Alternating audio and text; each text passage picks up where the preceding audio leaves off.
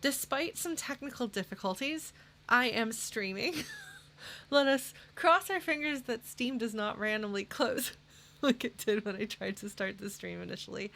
Um, so last time we learned our main character's initials, which we'd already learned his full name because we bent Everart before we investigated the trash can and discovered the heartbreaking clipboard. I feel like I should have a clipboard now, so like the clipboard can be my prop, my Disco Elysium prop. I don't know that I actually want to be associated with a prop that was used to maim a person though, so maybe not. But something that I thought was kind of funny is that if we hadn't had the reveal of Harry Dubois, and I'd gotten HDB, I would have tried to speculate what that name could, like what those initials could stand for. And that's the sort of thing I do, but I don't seriously try, so they're usually really dumb answers. As was pointed out to me after my stream last week, the answer that I gave, or the suggestion that I gave, did not even fit the initials, so good job, Lauren! But we did get a couple of answers that I wanted to read off from YouTube here. So before we dive in, and feel free to throw things in the comments too. But we had Highbrow does bingo. We had Huggable Disco Ball, which I think is great because it's like appropriate. It's themed. It's like a big like round fuzzy like but somehow shiny sparkly thing. Somebody else had a similar vibe with housing disco balls. We had Harmonized Dulcetly Brother, which is I think perhaps what a person trying to speak coolly would say. Look at how cool I am with my cool words. We had Happy Dearth Bay. Happy Day Birth is what I think I would have come up with if I had been just doing this properly. Somebody said Huge Disco Dude, which is close, but not quite, because that last one is supposed to be a B instead of a D. So I have decided that I'm going to upgrade that to Huge Disco Buddy. Because I feel like Buddy and Dude have interchangeable energy in this context. So hopefully you'll be all right with that. Also Ryan David Bilbert, which I'm like, hey, I don't watch much YouTube, but I do know what you're referencing there. Good job. How dogs bark with a question mark, which I like because that feels like something someone would enter as a Google search. And then the one that was like the gold star winning, like, well done, champion of the HDB championship. It's not actually a competition. Was somebody who wrote a perfectly normal comment, not combat. No, there was not combat happening. Oh man, no. And they just happened to capitalize relevant words that just happened to be placed next to each other in this perfectly ordinary comment: heartbreak, despair, and badassery. And I'm like, that's a classy, intelligent, like, thoughtful. You really worked for that. You put a lot of effort into that. And while my attempts at doing things like this are usually as low effort as possible, and that's kind of part of the gimmick, I can totally respect the opposite side of things. So yeah, that's fun. If you haven't followed my Paper Mario 1000 Year Door stream, or some of my random other streams in the past, this is what we do when we get acronyms or initials. We have to figure out what they stand for, and I will make some dumb shit up, I can swear. Because it's Disco Elysium. Yeah. So that's the funny, silly thing that I wanted to start with. Thank you all for participating. Please continue. Feel free to continue participating if you want to. I can see there's some stuff going on. Well done. But other than that, we saw poor Ocelot almost have a heart attack thinking about what he's lost. Which is simultaneously like this deeply humanizing moment in which we see this very, very like beautiful and touching way in which somebody who loves him talks about him or writes about him. And you can see what a person would have been like to have inspired that kind of love. And you can see Ocelot as we know him now, and you can see Ocelot as we kind of come to understand he was prior to us getting control of him. And what I think, one of the things that I think is really effective and interesting, and unique to this game about that whole section is the fact that we have this like very lovely moment with the card. I mean, it's not lovely for Ocelot. He's having a really bad time. but we have this beautiful humanizing moment of somebody seeing the absolute best in him when he is not a character who is capable of seeing good in himself at all. And that kind of makes us imagine a better Ocelot, perhaps, than we know. And then because of the the timing, I guess, because I guess you could probably have done this in a different order than what I did, but this is my playthrough and we got through things in the way that we did. I love the fact that this clipboard contains within it this memory of Ocelot's goodness, and his best self. But also, as we were reading through the cases and kind of digging into, I think, what Ocelot remembers about these cases, there's also a moment that establishes very clearly kind of how low he went, because frankly, and maybe this is my bias speaking here, but somebody being really, really self-destructive does not make them unsympathetic for me. Somebody who's self-loathing, you know, basically, if the manifestation of your issues is for you to hurt yourself instead of other people, for me, that is much more sympathetic. That is much easier for me to put myself in your shoes, for me to relate to this character, for me to feel like this character is fundamentally lovable and worth redemption and all of these things. And maybe he doesn't even need as much redemption. But when the expression of your problems starts to harm other people, it gets much harder and much more complicated. So the fact that Ocelot, in an altered state, admittedly, crippled a man with his hands, who did nothing to provoke that,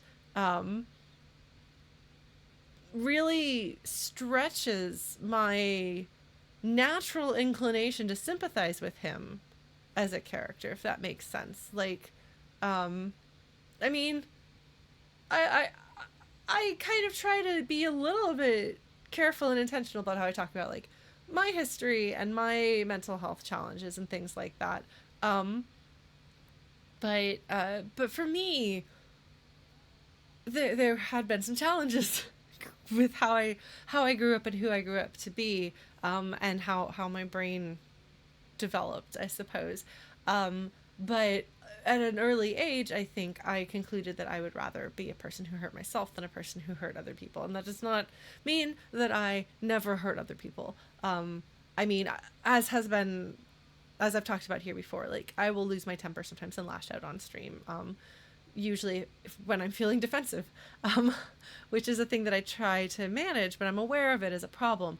But part of that is because I spent so much of my life holding in any tendency to hurt other people and try to turn things inward. And so the way that things would actually hurt other people was usually if it overflowed, if there was too much that I couldn't control it, because you can't bottle all that in. It will eventually overflow. And yes, our boys, as you can see in the corner, they're doing the idle animation. Good job, Lauren. No, but so for me personally, I relate much more strongly to characters who are more self-destructive than characters who are harmful to others. And I know other people who've been through similar situations to me who take it out on other people.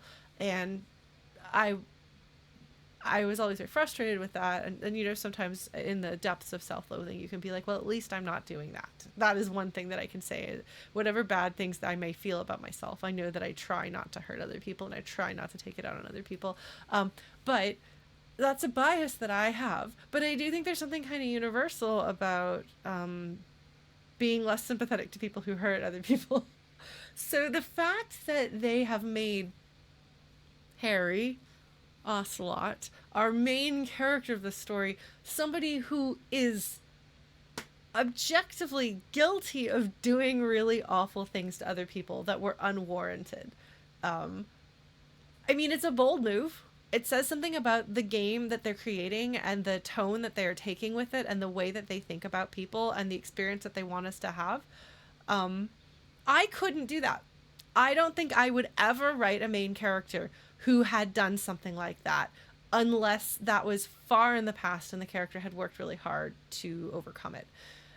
As a main character. As a side character, absolutely, you can have that, but I, as Lauren, have a very hard time wanting to put myself in the mindset of somebody who would do something like that.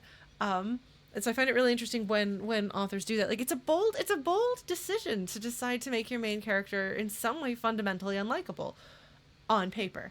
But they make him human enough through, like, these other things that we've seen and through some of the other, like, moments in this that, especially because you find that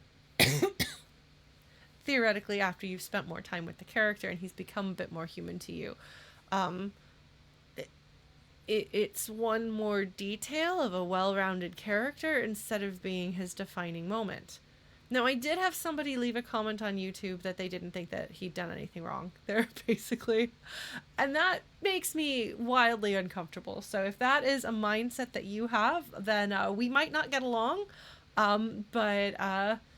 But I think that it's a really interesting decision in your main character to do that, because I think that the people who wrote this game are aware that that's pretty bad. But they wrote this character with the capacity to point a gun at a child. So they are writing a character with the capacity to do really terrible things. You could be a really bad person.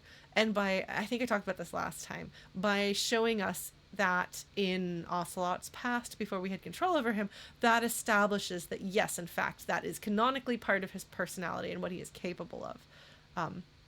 But it's interesting stuff. See, like, I'm not talking about paragons of virtue and justice. There is a very significant distance between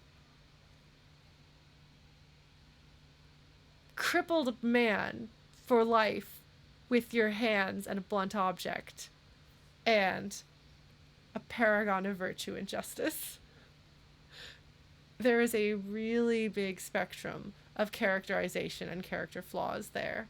And it's not a binary between good and evil, however much BioWare might want you to believe that there are only two options that you have in life morally. Actually, there's a lot more you can do. But if you have a character commit kind of an unforgivable action, that is a bold move. Because that is crippling a man for life with a blunt object because you were drunk and high and frustrated with the situation is an unforgivable action. That doesn't mean that we won't forgive him as a character. And that doesn't mean that he is, like, without redemption. That doesn't mean that one wrong action defined you for life. I don't believe in the idea that people who, especially fictional people who do bad things, can't be redeemed. But it is, like, they chose a fairly extreme direction. Like, that is a pretty extreme choice. Especially because, as far as I can tell in this world, people don't go around just bludgeoning each other regularly. Like, that doesn't seem like a normal activity. You know, sometimes you have a grimdark setting where, like, people just go around beating each other up all the time and you just never know, and it's just, like, you know, chaos and death and destruction and torture, like, every 5 steps on the street. This doesn't feel like that kind of world. Like, obviously bad things do happen. Obviously there are problems. But I think in the context of this game world as we've seen it, that's a pretty severe action that they have given him. And it's I don't know, like it's super off, like it's a super off-putting thing for him to have done. Um and so I think that's, I don't know. I've said, and I will continue to say, Disco Elysium is not made by writers who are similar to me as, like, the kinds of stories that they tell and the flavor of their world and the flavor of their characterization. So it's really interesting because I think when it comes to, like, the actual craft of things, we do have a lot of overlap, which is why I get so excited about my rhetoric and their rhetoric and all of this good stuff. But it's really interesting for me to play in the sandbox of a world that feels deeply uncomfortable because it is not at all familiar, comfortable, or safe to me. And that's part of why, for example, I don't feel comfortable choosing the clown shoes answers sometimes or the risky answers. I'm a cautious player, and also I find the Disco Elysium setting feels like walking into an unfamiliar and slightly hostile place. Not because the writers are, and not because the setting is grimdark, but because it's not. I don't feel like I have fluency in it, and I don't feel like I'm a local. So it's been interesting. That went longer than I meant it to. My apologies for that. But yeah, other than that, we talked to a racist, and I sort of tried to call him out on his racism, and then we talked a bit about allyship. And am I forgetting anything? Ocelot did not die. It seems kind of like he might. His system reset. Which is interesting for his system to reset without it being triggered by... I mean, obviously his body is going to be going through withdrawal. But I wonder kind of like how much that factors into it. Or if it is like a defense mechanism against the emotional situation rather than the physical situation. I don't know. Folks. I don't know. That was more talking than I meant to do. So I'm going to go ahead and spare us all that and say we're playing a video game now. Okay? I'll turn the audio up a little bit. It's pretty quiet here though, because we're kind of in between the...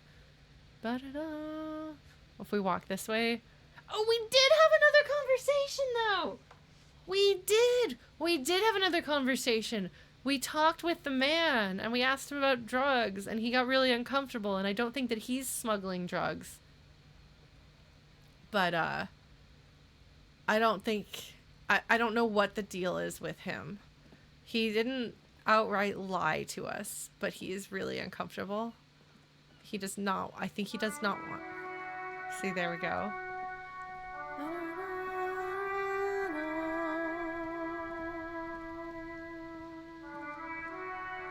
You know what I want to do? I want to do an a cappella cover of this song.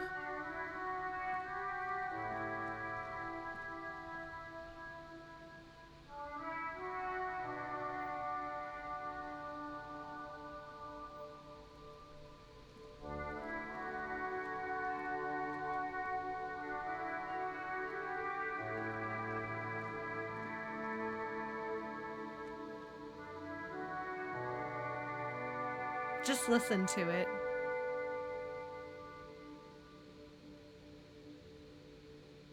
It's so beautiful.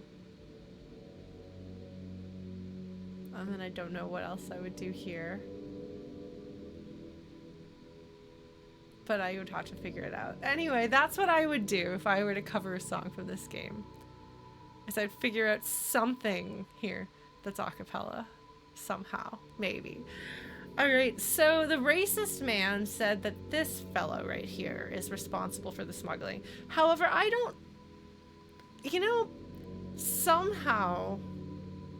I get the feeling that the racist man's probably not correct. He's certainly not a reliable source of information here. Oh, my map got better. What is this? What is this? Why did this have an exclamation point? I don't know.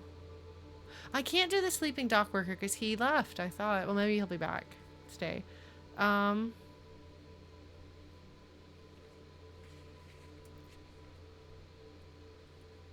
it is true that this man, if this man is,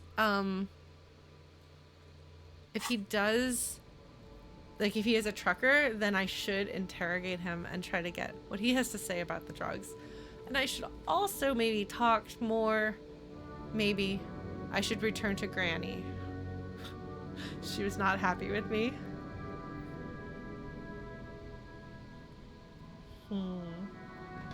And yes, that's right. If, oh, Sophie. Do you see her? Baby, that can't be comfortable. Hello. Sorry, we're distracted by a cat. Do you see the cat? Can you see her? She's a baby. I think I've heard good things about Sea of Stars. I was saying something. What was I gonna say? I got distracted by the music and my cat. I'm sorry. Oh, yeah, if I do have questions I want to ask, I will put on this most stylish cap. And you will know. If Sophie climbed on my head, we would have a time. Oh man, okay, so I have to figure out what I want to do this time. There's a little birdie on the ground in front of this fellow. Like, I can continue to ask people about the smuggling stuff. Or I can go get Measurehead to help me get the body down, which I don't particularly want to do. But I don't think I have any alternatives at this point. So wonder if there's a way I can ask this guy without being a racist myself. Because, like, I didn't realize that he was a truck driver, so I wasn't going to ask him about that. But if he's a truck driver, I should ask him. But I'm afraid that if I ask him, it's going to lead into a... Well, we'll see. We'll see what options I get. If you folks are alright with me putting off dealing with Measurehead. Hey, at least we didn't do that driver up there and Measurehead in the same stream. I don't think I can handle that much racism at one go. I wonder what this says. VESTST.G. That's probably shortened from a language that I don't know. It's probably French. So much in this is. So, all right, let's talk to this fellow and see what happens. This might be a bad idea. Everything's still cool here, officer. The street vendor assures you. So I can say, so Siileng, what's your stance on drugs? Yeah. Yeah. Oh, I've got my clipboard equipped. Because I liked the stats it gave me. Alright, we're gonna do this. See how this goes. Drugs? I don't go in for that, officer. Drugs ruin lives. For a moment, he's unsure how to respond. Yeah. Unless you're into drugs, of course. In which case, drugs are excellent. Mwah! Tasty, tasty drugs.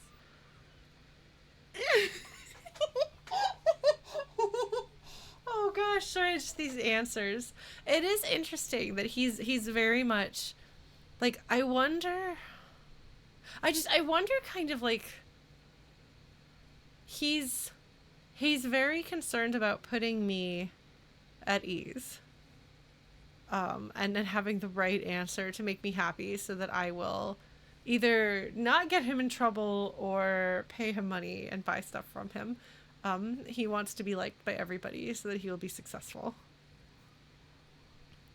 He's completely shameless about it. I like that I have these two other options and then proceed. I do really appreciate that they tell you proceed.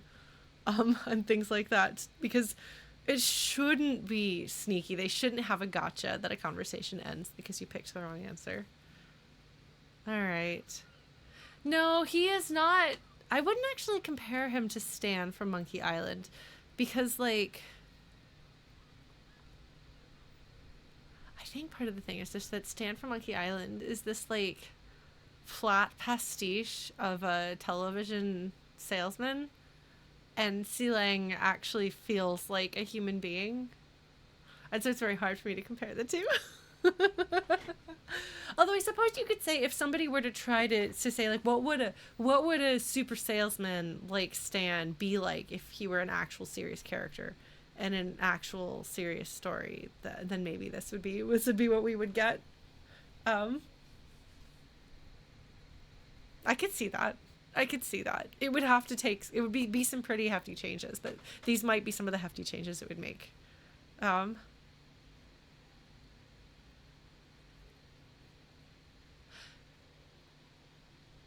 Well, even if like they're relatively small parts, they are given humanity and gravity. Like even Measurehead has humanity to him. Like the creators of this game and the characters did ask themselves, why do people buy into this way of looking at the world? What is it that makes people like this? Because it's not just that people are inherently evil and bad and just one note. So it's good writing, folks. They do good writing. This game does good writings. Speaking of writing, by the way, if you haven't yet watched, I'm sorry, I'm gonna shill my own stuff. Please forgive me. I finished my first video essay and it's up on YouTube. It is about Undertale and Deltarune specifically. It's called Comic Relief and Toby Fox. So if that sounds like your jam, please give it a watch. I feel pretty good about that actually as a direction I want to do more of. So I think I'm gonna try to do a Dark Souls one next. So we'll just see. I don't know, but it's mostly gonna be like here's some good writing from some game. Yeah, the racist lorry driver will have humanity to him even if he is a relatively flat and minor character. He will at least be like a person because there are racists in the real world and they are people. And a lot of times there are people that they love and are kind to and good deeds that they do, etc. You know, we aren't generally Saturday morning cartoon villains in real life. So anyway, I'm going to say I actually don't like drugs. Because this is the Lauren answer and they were trying to make Ocelot be on the straight and narrow, this is the answer that I'm choosing. However, to justify this via role playing, because my ability to play Ocelot, like people have asked me like, you know, do you role play him or not? They keep asking that. I'm just like, I don't know. It's just a hot mess. It's just random. So I'll just talk through my thought process on this in case you're one of the people who asks whether I'm role playing or not and perhaps finds this interesting. To justify picking this answer, because like I don't think that he would say I'm super into drugs in front of Kim while trying to step away from doing drugs, aware of the damage that it's done. He doesn't want to let Kim down. I am aware that there may be times that Kim and I will disagree. Not least of which because our policy on authority between me, the player, and Kim, it's not perfectly in alignment. But and esprit de corps, those are things that Kim has more points in than I do, as Lauren, and as Ocelot. But Ocelot I don't think wants to let Kim down. Kim is like one of the first people that's actually given him like kindness, patience, and understanding, that hears his absolute fuck upitude and is like, this happens. I understand why this is happening. We're gonna work on it and roll with it and it's gonna be okay. And I think that Ocelot is desperate for someone else to make it okay because it is not okay. And he has literally no idea how to make it okay. And so I think he would want, at least in the way that I'm playing him, I think he would want Kim's approval certainly does not want Kim's disapproval to make him feel even worse about himself so that he can then take more psychic damage. Please don't do that, Ocelot. I will eventually run out of inhalers or whatever. But also like he just dealt with some like awful stuff from his past, including a reminder of, hey, remember when you were drunk and high and you bludgeoned that man and damaged his legs irreparably? Maybe drugs aren't cool. You know, maybe party eyes are not what we should be looking for here. And you know, Kim believes we can do better, so I don't like drugs. I mean, I like them, but I don't like them. I think it's probably where Ocelot actually stands. He both likes them and doesn't like them. So we're going to lean into, like, we're being optimistic. We're trying to not let Kim down. We've been reconciling with, or reckoning with, rather. We've been reckoning with some of the consequences of them. I actually don't like drugs. Probably if I were to be like, yeah, I do like drugs, one of these guys would tell me more information. But I'm not playing that. So we'll never know. That's very cool. I don't like drugs either. I only said I do because I didn't want to sound lame. Peer pressure. Oh my god. Okay, so I have to ask, because I know we do have international folks watching. Like, so the phrasing of like peer pressure, like don't do drugs, kids, don't give in to peer pressure. Is this like there was this national campaign in the U.S. the Dare to Keep Kids Off Drugs. I don't remember what that acronym stood for. Dare. It actually was proven to be the opposite of effective. It was really, really counterproductive. But the entire war on drugs, the way it's been handled in the U.S., like, is just a clusterfuck shit show. I feel like I'm allowed to say that about the war on drugs and all of its really destructive ways of manifesting.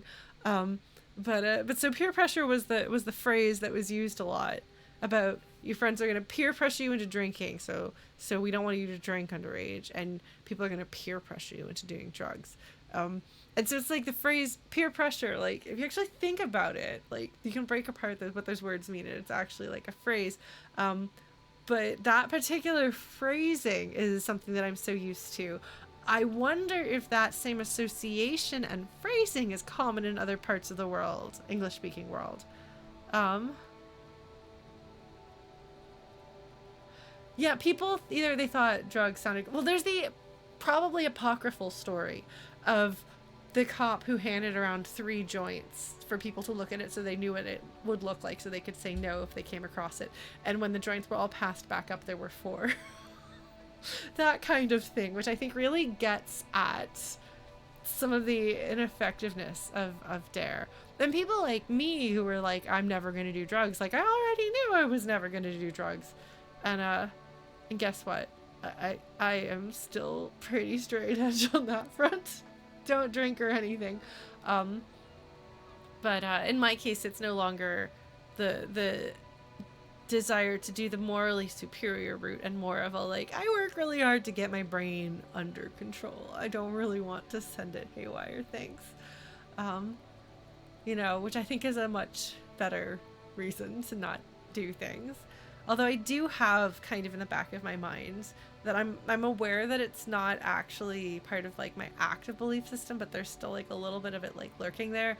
The idea of like the immorality of doing substances, including alcohol, when there's not actually a moral failing with any of these things by themselves. Although I think that the heavier drugs that are most likely to get you addicted and lead you to do really destructive things, like there's a problem with them, and I would like to make them just not be there in the world, because they do a lot of harm. But humans have been humans have been putting weird things in their bodies that make them feel weird things for a really long time, probably longer than they've been humans. Because there's animals that will eat or drink things in the wild that put them into an altered state. So it's like a thing. But I don't know. I try really hard to divorce myself from like the older morality that was put into my head by growing up where and when I did, and instead focus on a more harm reduction philosophy. Yeah, smoking is not good because it can cause, at the very least, inconvenience for other people. I'm really annoyed when one of my neighbors starts smoking on their balcony. Whether it's smoke, or suddenly there's a skunk outside on the 12th floor. Sweet. Please don't do that. That's really inconsiderate. Don't do that. Go out onto the street and do it. This is Canada. You can do that. It's very annoying everywhere you walk. It smells so bad. Anyway, that's a long tangent. I'm sorry, folks. Oh, man. So I could actually say I'm super into drugs. And I think it's very in Siileng's character that regardless of what you say, he will adapt what he says to match that. To me, this kind of thing is the behavior of somebody who has had a terrifying and out of control force in their life. And you have to be willing to roll with it, adapt what you say, contradict yourself, whatever the case may be, so that this person, you can keep them from getting angry and make them happy. Internal consistency is not the point. That is irrelevant. Safety is the priority. Alright,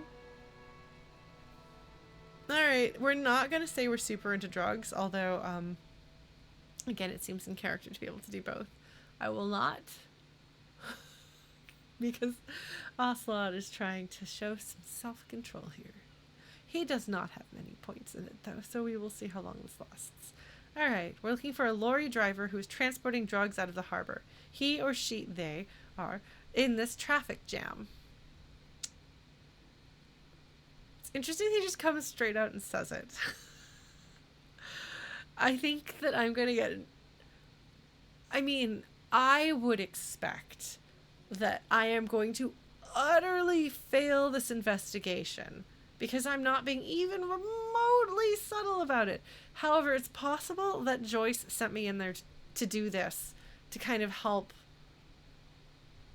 Basically, I'm ambling around like a bear trying to do pottery and just making a mess of things, but making enough noise that the person who's actually like responsible for the bad thing is like, I'm gonna get out of here, and they slip out the back door, and maybe Joyce is waiting there and is like, you, like, so she might be using me for that. There's a word for that. I don't remember what that is, but when you have somebody go out and do that for you, because at this point there's no grace or strategy at all to my approach. I'm just going in there as ham-fisted as possible. Well, it's because I'm trying to, like, literally everyone that I've spoken to, I've said this to. Like, all three of the drivers, I have said this, like, completely, like, direct, non-subtle, non-whatever. Hatchet man, is that the word for that? Okay.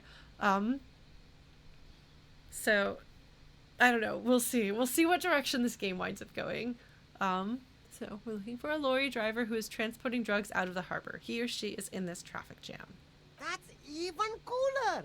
You investigating narcotics crimes like that? But I am not a lorry driver. I'm just a street vendor. I don't know anything about that. Okay, yeah, so what is the deal with this racist guy then? Because I'm more inclined to believe Siileng, even though I know that he's going to kind of tell me what he thinks I want to hear, versus I'm sorry, I have a bias against overtly racist people. I'm not inclined to trust their judgment on things, generally. I've been wondering kind of what this texture here in the background of the continue button is. Maybe I'll figure it out eventually. A blatant lie, sire. Yet he tells it with such conviction. We'd believe him if we didn't know better.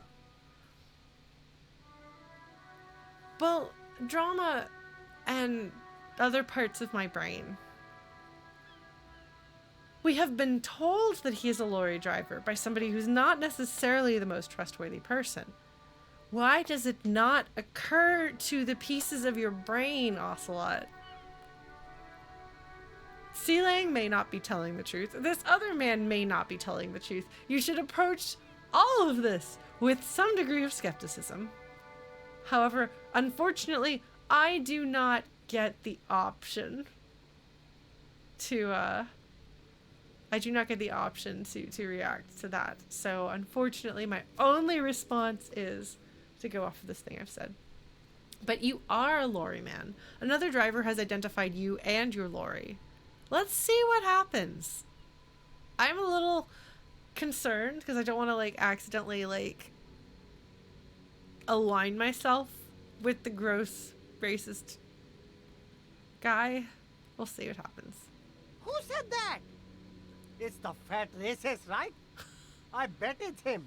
He has an agenda against me because I'm an immigrant who works harder than he does.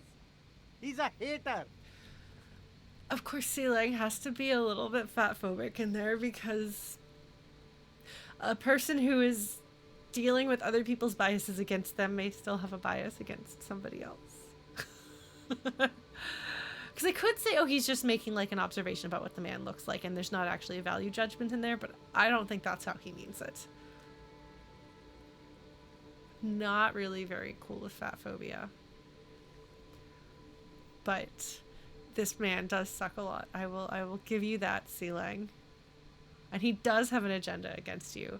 And it probably is because you're an immigrant who's managed to accomplish something. So you admit you're a lorry driver? Thanks, Kim. Okay. This is interesting. Kim getting involved with this conversation will make me feel a little bit more comfortable about navigating what could be, I suppose, referred to as like a racialized conversation. No, I just said I work harder and he's an asshole. He stops to think. All right, what are you going to tell me about what you are, sir? I mean, he is an asshole. We are all in agreement. Kim is not going to disagree with you on that. Realizing he can't get out of it. Smart man. Ah, okay. Even my pathetic reaction speed is able to tell that Siileng is trying to figure out if he can lie about this one and realizing he can't. That's interesting. Why would you lie about that, Siileng? Are you selling things that you shouldn't be selling? I don't know. Okay, maybe I'm a lorry driver too. A little. But that's not the most important thing about me. That's my day job. This is my dream. Oh my god. Okay. So I have some options. I get to overanalyze these options. So you forgot to tell me? So you were embarrassed to tell me? Stop squirming. What do you know about the drug operation at the harbor? Or, Siileng, my source tells me you're the one transporting drugs for the Union. Okay, but your source is racist and not a reliable source of information. As far as I can tell, I don't trust the man's judgment, as I just said. Sorry, Ocelot, we're not picking answer 4. Alright. So you forgot to tell me, or you were embarrassed to tell me. He is going to latch onto either one of those and be like, yes, I forgot, it slipped my mind because you're just so cool, sir. And if so you were embarrassed to tell me, he'd be like, oh, well, you know, it's way cooler to be an entrepreneur than it is to be a lorry driver. And I wanted you to think I was cool. So I didn't want to tell you I was an uncool lorry driver. Yes, I was embarrassed. I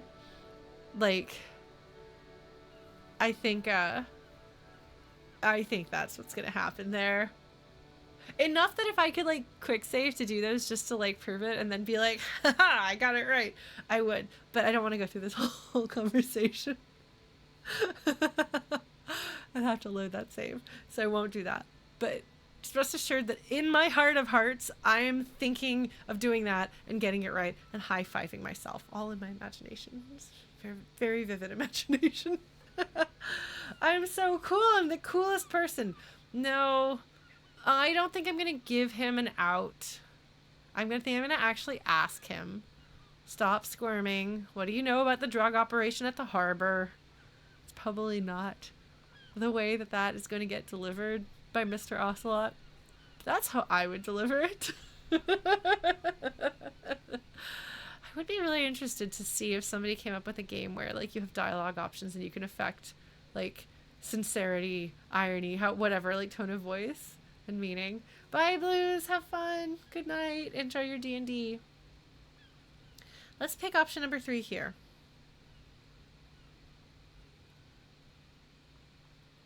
Stop squirming. What do you know about the drug operation at the harbor?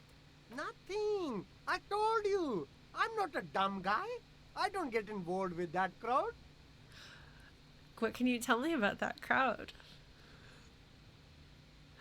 No, I don't. It doesn't seem like Siileng is too direct with his ambitions.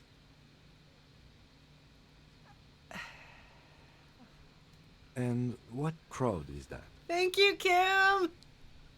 Thank you, Kim. Satisfying. That's very satisfying. Also, Blue Glass, I just want you to know that like we're working on something with work. Like I've had to talk about bluegrass, the genre, with my coworkers, and I keep calling it bluegrass, but they just excuse it as a slip of the tongue because they both have L's, and I'm like, no, it's because I say bluegrass a lot more often than I say bluegrass. No, Siileng is really funny. I like him. He's really likable. He's really like you roll your eyes, but you're smiling.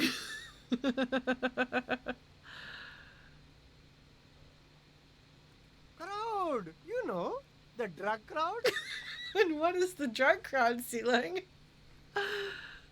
No, he wasn't talking about an abstract crowd. It was that crowd. Yes, that is correct, Rhetoric. I am so satisfied. That's the thing. As I told you, like, the, like, setting and characterization of this game, while good, is not the flavor of my soul. But when it comes to, like, the rhetoric, we're on the same page. We can say that crowd. And Kim and Rhetoric and I are all like, bing! Oh man, I'm so glad I put a point in Rhetoric. I was like personally offended that I did not have enough points in Rhetoric in the game. Oh man. Alright, let's do this. He doesn't want to talk about them. He's afraid. Yes, that is clear. I feel at my most comfortable in this game when, like, rhetoric and empathy and encyclopedia are the ones guiding me. Because usually that indicates that I'm also in territory that I, Lauren, the player, am most comfortable in. Because those are those are my traits, and I like them, and that means that we're trying to deconstruct how people feel and trying to read into what people say and so on. No, I wouldn't say that I necessarily feel comfortable when Inland Empire comes out, because he's not the same as my Inland Empire, so sometimes I'm like, what are you going off about? No, this other ridiculous, absurd thing is obviously the Inland Empire direction we should be going.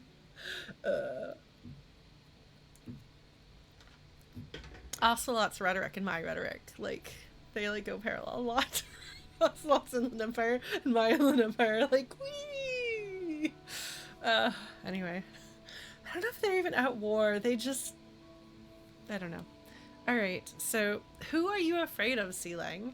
I wonder if I were to say I'll protect you, which the danger of that is that actually something might happen to him and I might fail to protect him and I would feel really bad about that. But... And it wasn't some drug crowd. You know who they are. Tell me now.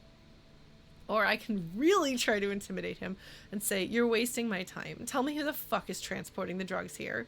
Putting the swear in the asterisks that indicate that it's bolded indicates that is Ocelot losing his temper. That is like a snapping, angry, and that is like roll for intimidation. That is what that is right there.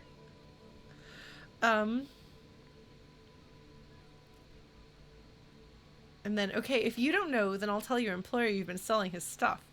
Man. Oh, no, blackmail. Okay, so I've got intimidation and blackmail for 3 and 4. 1 feels like the empathic choice. Because it feels like that's setting me up to try to protect him and good cop against bad drug dealer.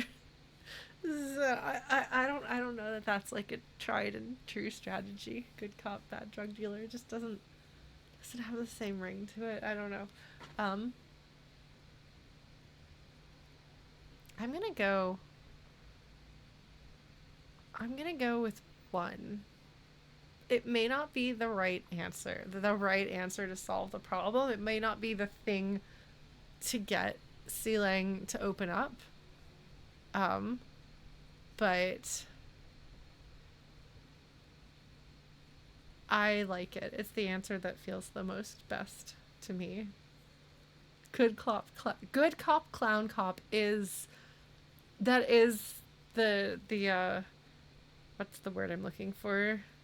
It's the shtick that my guys do here.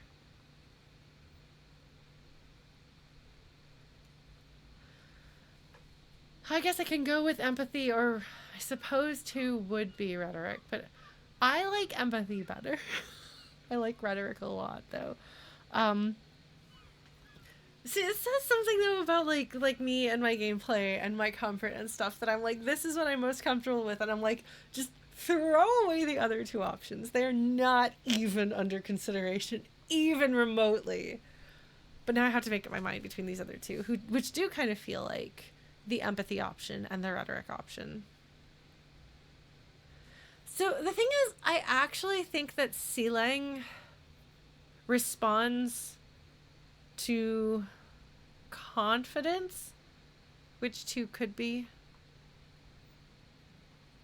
I don't know that appealing to his humanity and inviting him to make himself vulnerable in front of me is the best course of action as far as actually connecting with him.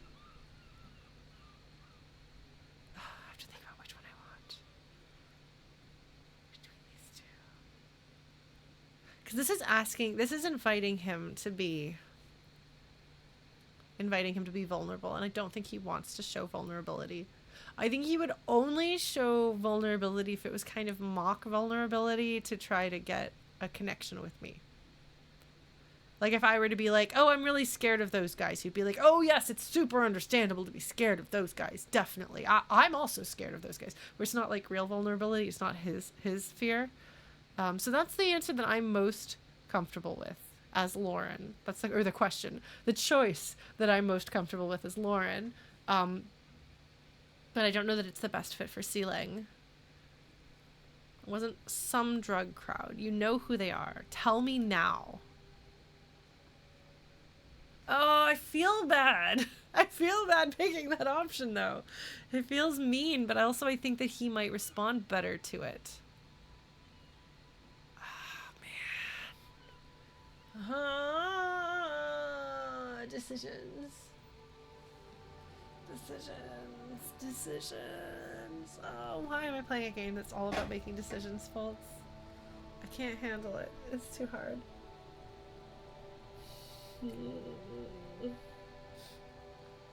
Alright, I can do this. Sophie, rhetoric or empathy? Did you see her yawn? She yawned. Baby cat. She does not have an answer for me. If only she spoke English. She'd be like, Lauren, it's just a video game. Pick one.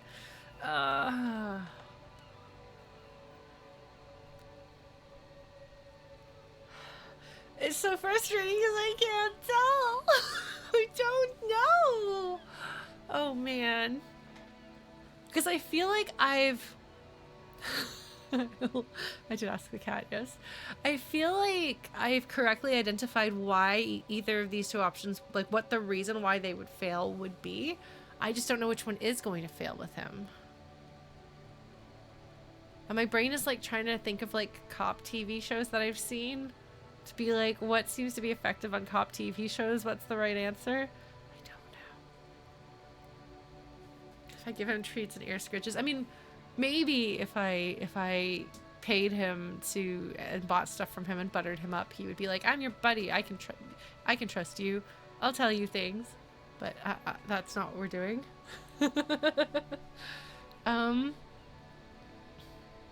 Let's see. Who are you afraid of?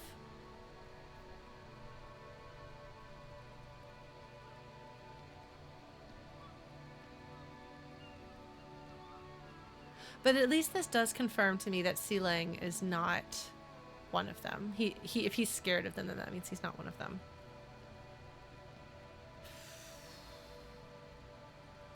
I really don't want it to be Johnny.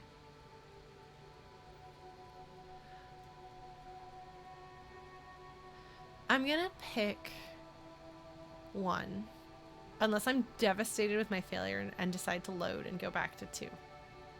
Which I haven't really done so far, but let's see. Let's see what happens. We're gonna go with 1. Who are you afraid of, Siileng? Look, there's bad people doing bad things here. That's all I know. Please don't get me into this mess. I've spent 15 years working my way up. Okay, yeah. This is actually not a bad. I feel pretty good about this angle. He looks around and lowers his voice. Yeah, he's scared. He does not want. Okay, well that tells me like they will fuck people up. He's like actually scared. So it looked like the screen got yellower. I don't know what that means. If anything, probably nothing. Here we go. There's a tiny bit of truth on the table. Zoom in on it.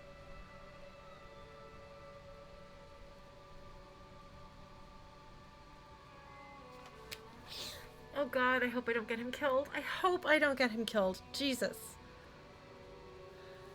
Okay, so I can either say, if you don't want to get into this mess, you have to give us a reason to move on, basically. I don't know if that is a threat. That still feels like a threat. I'm going to draw attention to you, which is counterproductive. He has reasons to be afraid, and I think it's good to respect his fear. I'm inclined to see what happens with 2. We're buddies, Siileng. Help us out. No one will know it was you. We are buddies. We've chatted a bit. We're on good terms. And I will try my best to protect this guy. I'm really worried, actually. I don't think he would be afraid without reason.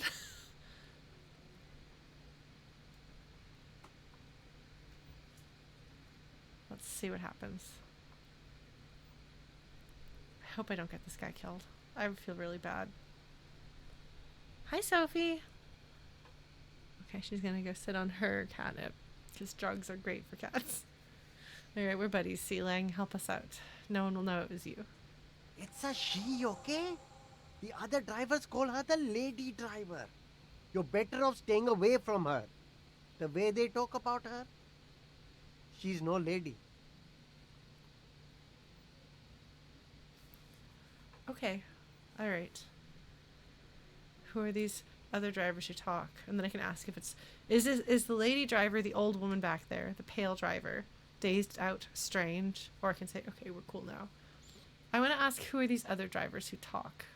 I'm really curious kind of what the gossiping is. Let's see. Because conclude is an option here, which tells me that I can probably ask both of these other questions. And I don't think that asking these other questions are going to make Siileng more upset with me, so I think it's safe to ask them both. We'll find out. Who are these other drivers who talk? All of them. I don't know. I told you all I know. Are we cool now? I really want us to be cool now. We'll be cool now. Who exactly is talking about this lady driver of yours? The racist or the other one with the tattoos? He points north.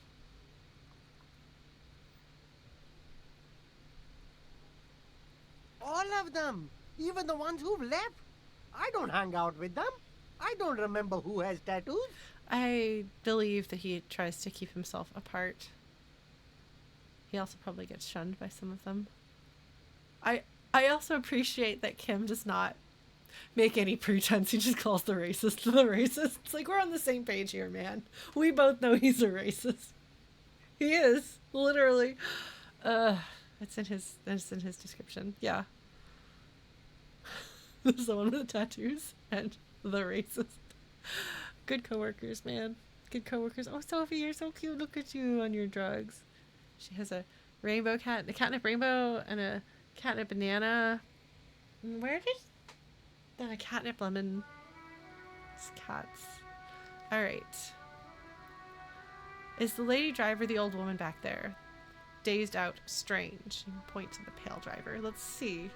I wouldn't expect it to be her, but she's definitely out of it and super weird, but she doesn't seem like gonna cut you scary, I don't think. I don't know. Maybe. If she is, I haven't gone near her. I don't get involved. I told you. Alright, Siileng. It could be. She was strange. I don't think she's like, I would cut you. Like, I don't know. Oh, Kim wasn't there when I talked to her. I wonder if Kim's gonna ask me about that. Although dazed out and strange could like fit with just like having like tried to talk to her and Kim being like, no, you can't do this. So maybe I don't know, Inland Empire, maybe. She was weird, but I don't know. He's not ruling her out. Okay, yeah, so we don't know. Okay, so I'm going to tell him, okay, we're cool now. I wonder if you haven't talked to the pale driver, if you don't get this option for 2. All right. Conclude. Okay, we're cool now. All right. I scored. Let's cap this off with a purchase. You can walk away from here with funky sunglasses, detectives. Both of you. You deserve it. Let's cap this off with a purchase. Oh my god, Siileng. It'd be funny if his prices went up after that. But then they'd have to record new voice clips. Alright, so that's interesting. That's very interesting. Alright, well, thank you. Thank you, Siileng.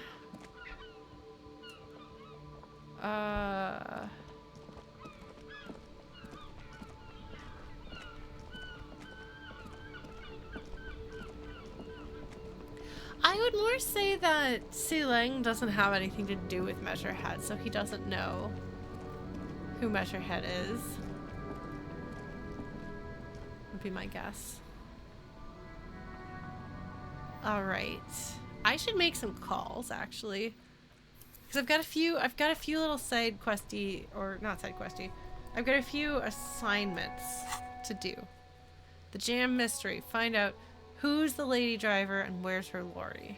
I might go talk to Johnny again. Johnny's not gonna like that, though.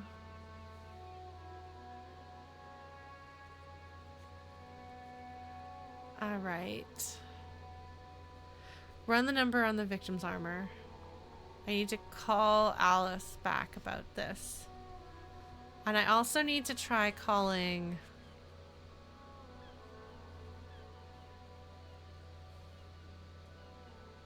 I'm gonna do that later. This one right here. Call Sylvie. Yeah, so I'm gonna try those. We'll see what happens. Inside, you see a set of steering levers, a radio microphone, a pull-out toolbox, and the soft glow of the fuel preheater gauge. Alright. Pick up the radio again. This is Precinct 57. How may I assist you? Okay, have you heard back from the ICP about the serial number? Yes. The armor was produced by Fairweather in their facilities in Betancourt, sur la Clé in 42. Sur la Clé. Man, French is like, I know that there's all these letters, but you're not going to pronounce them in a way that you can hear with your ears. Just ignore half of them. I'm sorry, French. I am not good at you. Okay. I don't think I know those names. It was part of a special order for Corps de Pharmacie, a security firm contracted to protect the interests of Oranese pharmaceutical companies in the Semenine conflict.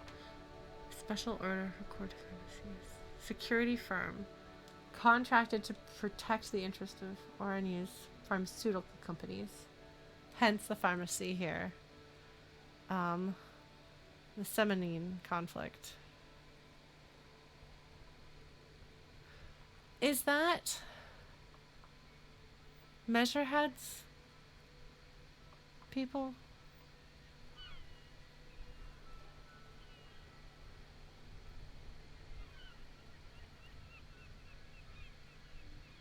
Okay. Because I know that that's a name I've heard before. However, can we take a moment to recognize that private security was hired by the pharmaceutical industries during not a war, certainly not a war. We would never have a war, but a conflict. This is very, there are a lot of, yes, there's a lot of real world parallels. Not even East India Company, although yes, East India Company, but also like the U.S. did some things like this too.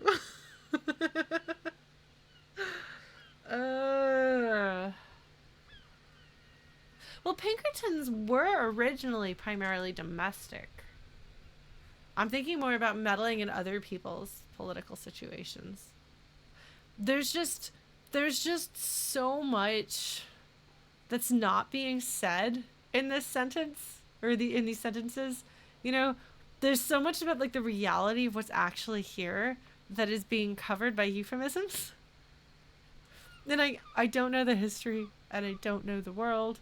I don't know the geography. I don't know any of this, but I do know enough to know that these are euphemisms and that it's not good, and that probably the private security firm is pretty evil, because private security firms usually are. And they probably wound up screwing over the people who lived in that area, who were maybe, you know, trying to fight for their freedom or better situation, maybe trying to prevent the pharmaceutical companies from, say, dumping toxic waste or experimenting, like doing weird and bad things. Yeah, the Banana Republic thing. Or not Banana Republic, the United Fruit Company, was that it? Okay.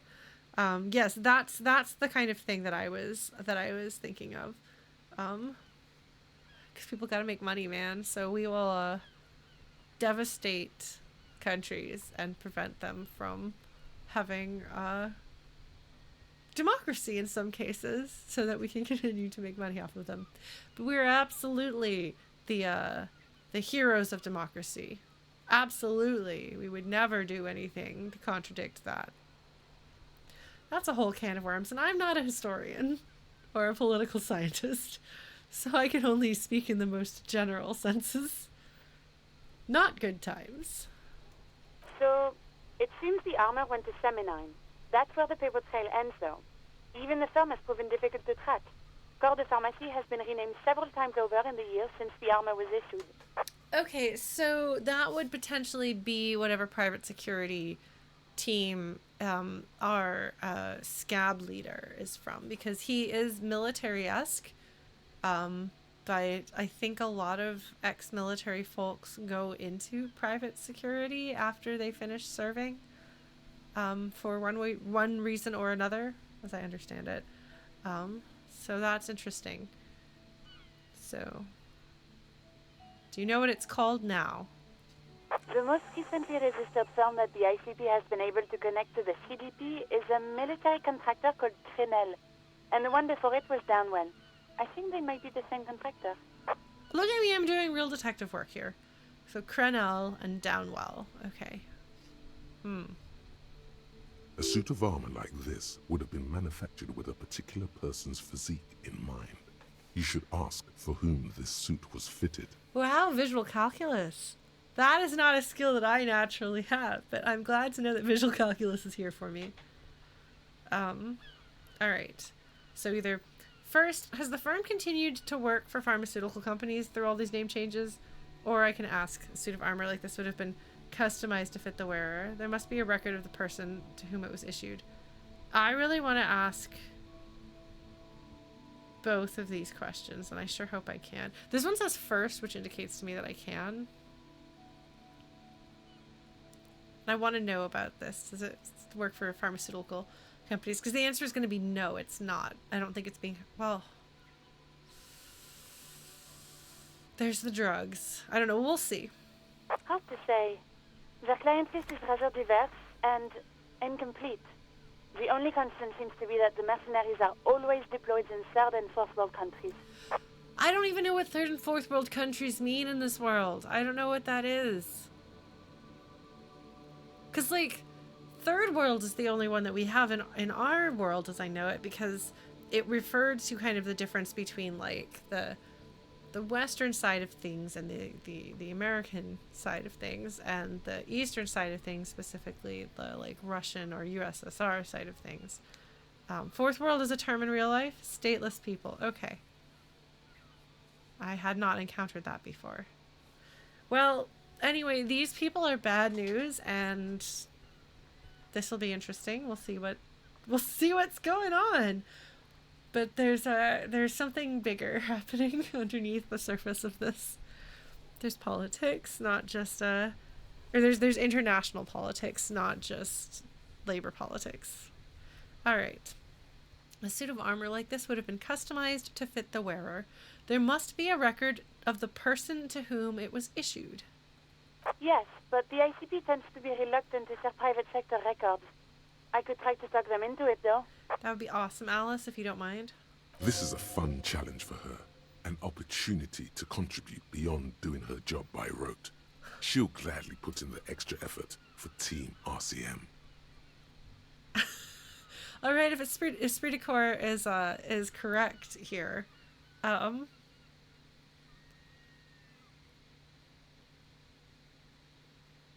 let's see. So I can either say, yes, thank you, officer. I really appreciate your efforts in this case. So this is probably the answer Lauren's going to pick. This is the empathy answer. Or, yes, please do try. It's imperative that we learn whose armor this was, which is not the empathy answer. I'm going to pick the empathy answer, because that's how I roll. Glad to help. Call back tomorrow. Hopefully I'll have more for you then. Okay, I'm going to save, and then we're going to call Sylvie. 57th, over and out. In the cabin, you see a set. Okay, sorry, folks.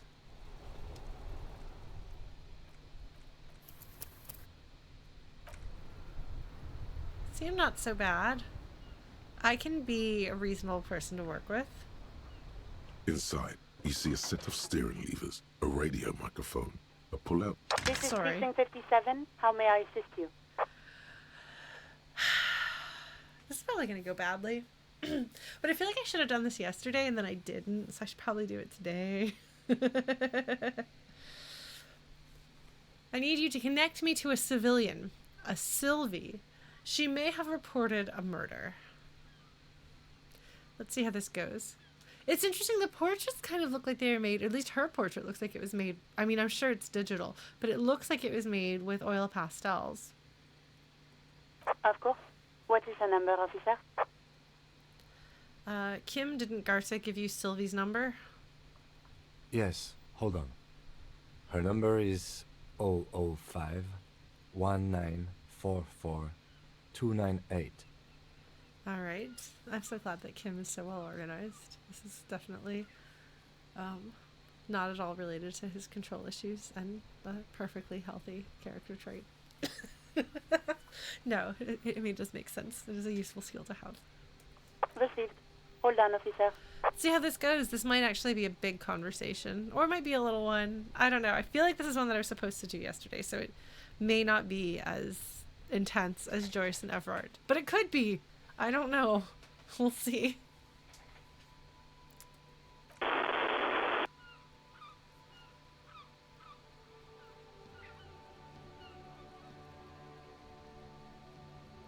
Is this a content warning situation? Like above and beyond kind of what we've had with the game so far. I will check my my Discord messages if Cuno wants to give me a heads up about what the content warnings are. If they are on the, is it a content warning? How's this? Is this a content warning that I, Lauren, might be careful about? Or is this a content warning that, like, for the stream? Like, my mods know what my triggers are. I've tried to be really clear about them. Okay, stuff that's come up before. Okay. Alright, that's good to know then.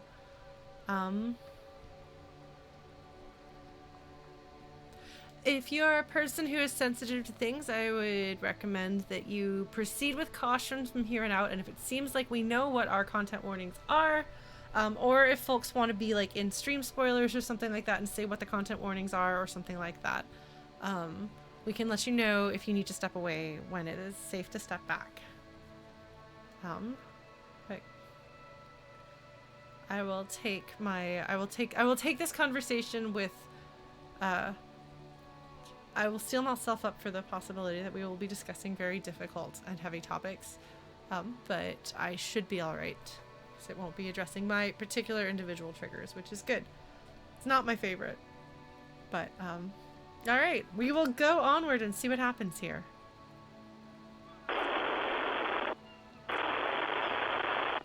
I can either wait patiently or start slapping a marching rhythm on your thighs. I'm gonna wait patiently. Lieutenant Kitsuragi slowly begins to tap a little rhythm with his right foot. Oh! Quite a lot of time has passed. Man, I missed my chance to do a little song and dance routine with Kim. Damn it. That would have been great. I would have liked that, but I missed it. Drat. Maybe next time. Oh.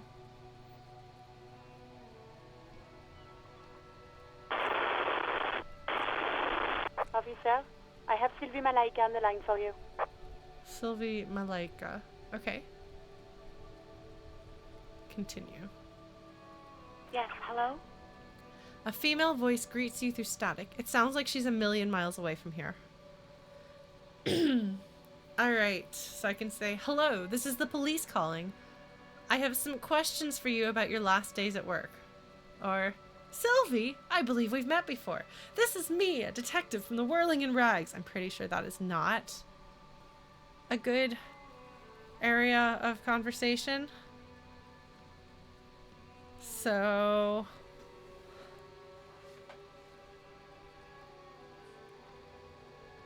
oh man.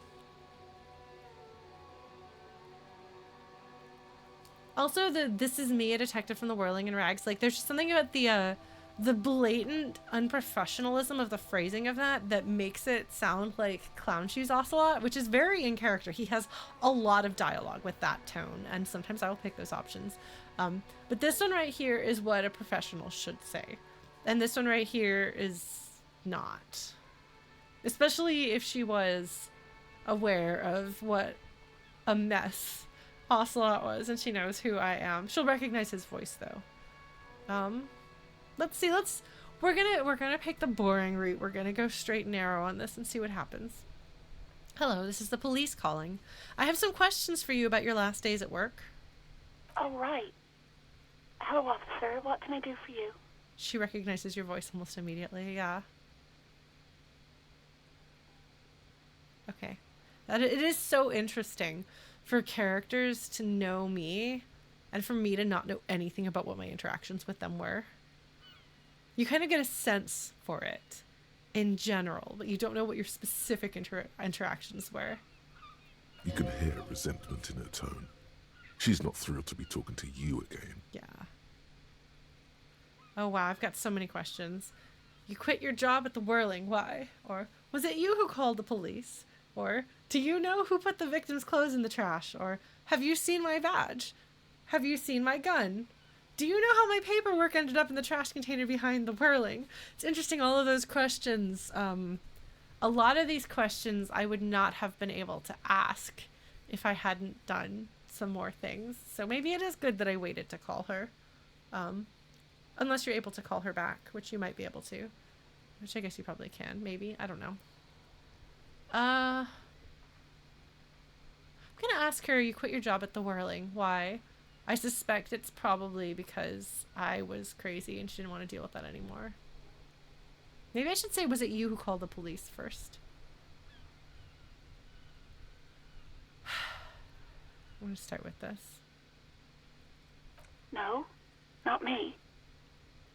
But why didn't you call? Didn't a corpse behind your workplace bother you? Or do you know who made that call? Let's find out. Do you know who made that call? No, sorry. I don't. Not a lot of people have phones around here. Copper thieves take the wires. People don't have the money to have the cables put in again. They use the Union's phone, or the one on the coast. Okay. That is interesting, realistic, and depressing. So the Union has a phone, and there's one further down the coast. Got it. We've seen the Union's phone. And I don't think we can get down the coast yet. It was someone else. We'll find them sooner or later, officer. It just might take a while. I'm probably going to stick my foot in my mouth here. Okay. I'm going to investigate. I'm going to ask more questions because I'm curious about this. The music's nice. Okay. But why didn't you call? Didn't a corpse behind your workplace bother you? I'm curious about this. Or maybe that's why she quit. What? Of course it bothered me. But I thought the Union already knew about the corpse. So I can say, what does the Union have to do with anything? Or, I meant us. You should have called the police. I'm going to ask, what does this Union have to do with anything? They run things around here, but... No one calls the police. The Union would get angry. You can hear her adjust to the receiver in her hand. This is useful. What do you mean by that? You know, what the Union says goes. People listen to them and they take care of their own, which is like everyone here. Yeah. Yeah, don't bring outsiders here. This is our place and our authority and all our people, and we'll take care of things internally. So I can say, I am the authority around here. Or I can say, looks like there's a limit to my authority then. Yes, you don't say. Or, tell me, why exactly did you let a corpse hang in your own backyard for weeks instead of calling us? So I can push her, or I can say, I see. Maybe there's something else you can tell me about. So I can push her or back off. I don't want to make her close off, but I don't know what her deal is.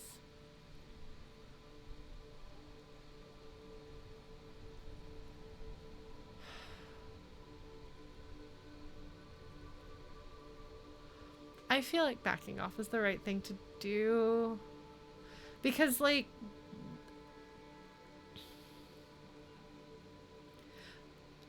there's more information that I want to get out of her. And I'm afraid if I push her too hard right now, I'm going to close off being able to ask those other questions. And I feel like her motivation about this, like, to me, this isn't as much a question. And it wasn't weeks. That's an exaggeration. It was a week. And she thought somebody else would do something about it. And then when they didn't, she called. Like, I want to know, why did you call when you did call? That's interesting. Or why did somebody call when they called? I don't know. So I'm going to back off. Maybe that's the wrong answer, but whatever. I feel like at this point, I think that risks closing her off without me seeing the need for pushing. So I see. Maybe there's something else you can tell me about. I don't know what to tell you, officer. I didn't call you because I didn't want to get in trouble with the others. With the Union. I'm sorry about that. I believe her on that. And I'm also, I think, being respectful of her, and she's being reasonably respectful back. So I think this is going all right. So let's go ahead and go next question. Yeah, go on. Do you know who put the victim's clothes in the trash? No, I don't know. It wasn't me. I haven't been out there since. I was terrified of the stench and the corpse. Yeah, I mean, I can understand a real person being really upset about this. Okay, I'm going to ask her, you quit your job at the Whirling. Why? Which really kind of isn't my business, but I kind of want to know. She won't tell me the truth probably, and she'll probably get mad at me for asking, because this is... I don't know. I don't think like a cop. I don't think like a detective. I don't know what a detective needs to know. I, as a person who finds things and people interesting, might try to get this information. I don't know if it's appropriate for a cop to ask this, but we'll see. Because it may be that something went on. It may be someone threatened her. It may be that something... I don't know. Let's see what she says. You quit your job at the Whirling. Why? You mean, why did I leave the bar? Honestly, I'm not really comfortable discussing it with you, sir. You hear her tense up on the other side. Yeah, that's understandable. Why not?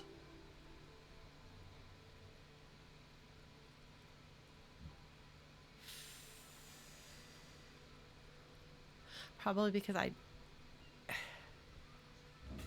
if I made this woman uncomfortable and I caused this, that would be a very interesting character moment. It's very interesting to make a character where I legitimately wonder what my character might have done to have triggered this, because he is, as has been proven by previous things, he has been capable of doing really not great things. So wait, why aren't you comfortable discussing it with me? I'm gonna ask, just to see. Let's just say I left because I needed to get away from someone. Is it me? Pretty sure it's me.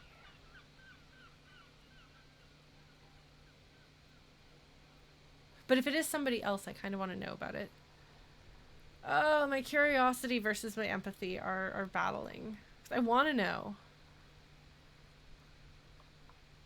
Get away from whom? It's going to be me, and I'm going to take psychic damage, and I'm going to fucking deserve it. Get away from whom? You know who? Me. You think you hear a sliver of accusation in her words. Yeah. Don't be paranoid. She's obviously talking about someone else, not you. Godly failure. Ha! Oh, that is such... This dice roll is a character developing moment. This dice roll tells you so much about the fact that it's his self-control. It would require an extraordinarily high amount of self-control. An extraordinarily high self-control for him to be able to handle emotionally the fact that it's him and he's the one who did it. That's how I read this anyway. Like, I feel like the success would be him realizing, oh shit, I did this. But he really, really can't handle that. And so the failure is that it can't be me. That's such an interesting way to tell that story through the game mechanics, isn't it? Like, isn't that fascinating? No other game have I seen would be able to do that. And if you haven't yet kind of figured out how the game mechanics work, you might not be able to piece together what is happening here, because it doesn't straight up say, you can't admit this to yourself, can you? But it's pretty clear. It's not a secret. But it is really cleverly done. It slides it in there nicely so that even though you didn't succeed, you still walk away with the information. So,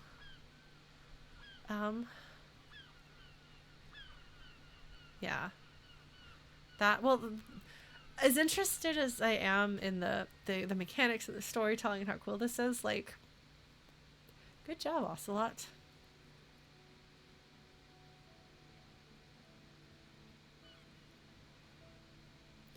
I'm gonna make an assumption here. I am not going to push this poor woman because I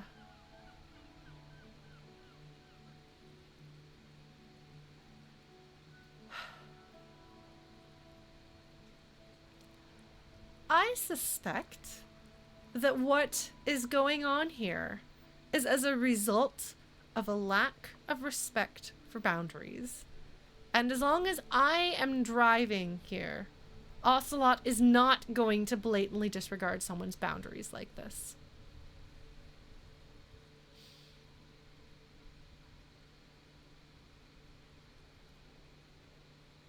As much as I would like reassurance that he didn't go in that direction. You don't quit your job because there's somebody hanging around who's a little bit rude or a little bit obnoxious. You quit your job over a temporary person there because they make you feel unsafe. And that's something altogether. I said earlier in this stream that I think it's really interesting that they've chosen to give us a character who is capable of doing some pretty awful things. And I don't really have a lot of faith in the limits of what Ocelot has been capable of.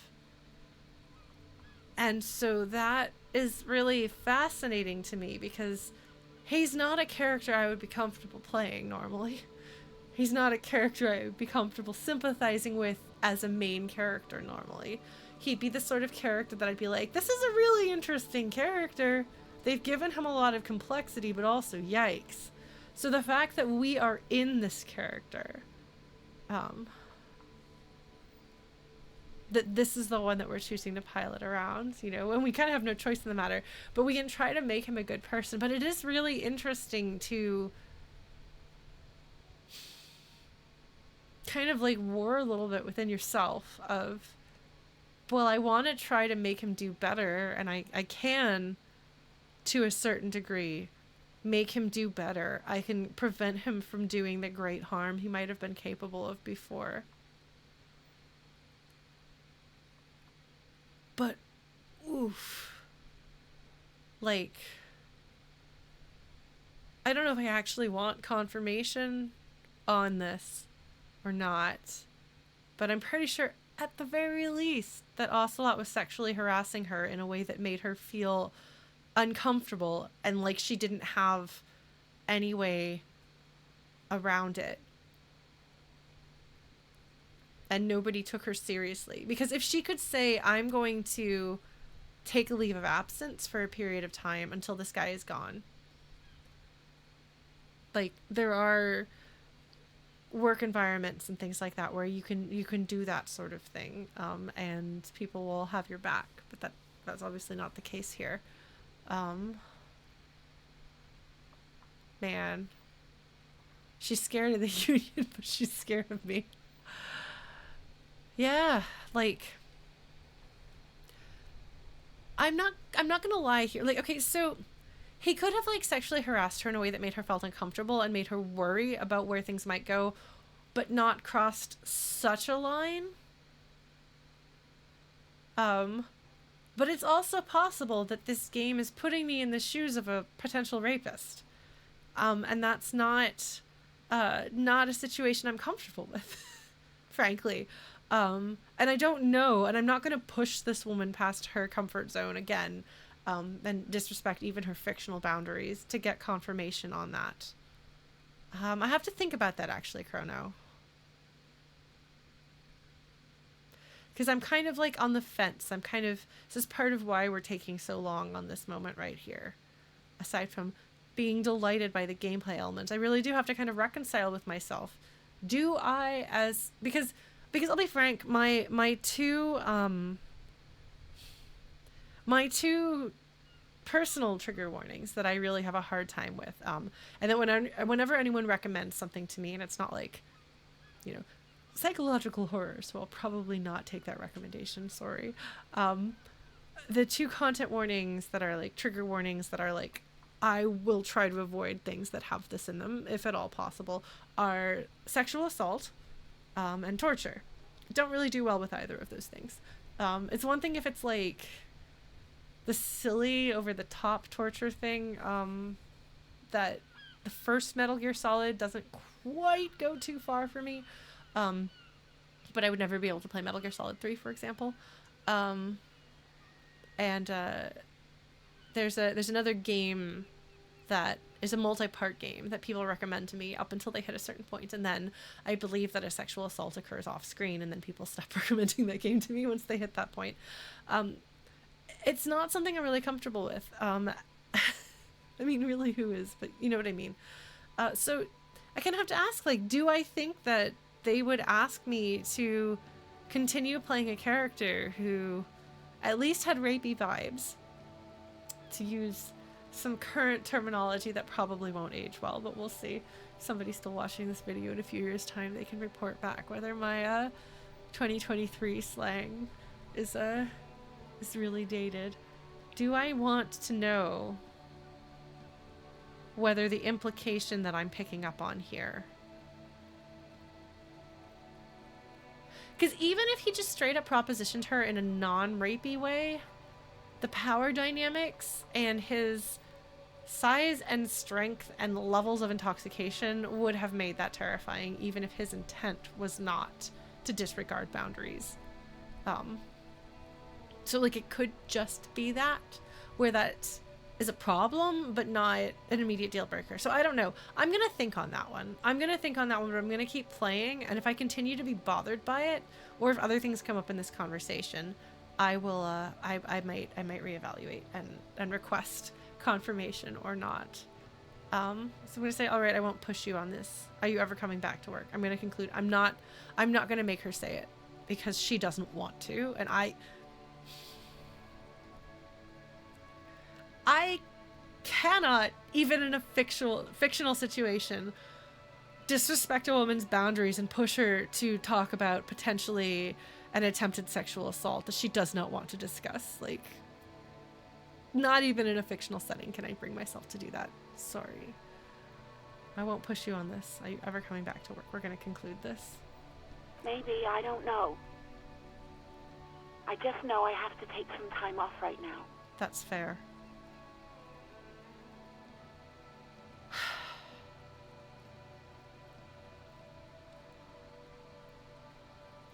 This is not the direction I expected this conversation to go. Well, let's just keep playing the game. Do you know how my paperwork ended up in the trash container behind the whirling? Well, you tried to jam it down the toilet, sir, clogging it completely. After I had unclogged the toilet and retrieved the paperwork, I threw it out in the trash, thinking you didn't need it. Okay, so that is actually one of the possibilities that I thought, which is that somebody in staff threw it away because he had put it in a trash can or something like that. It's an easy explanation.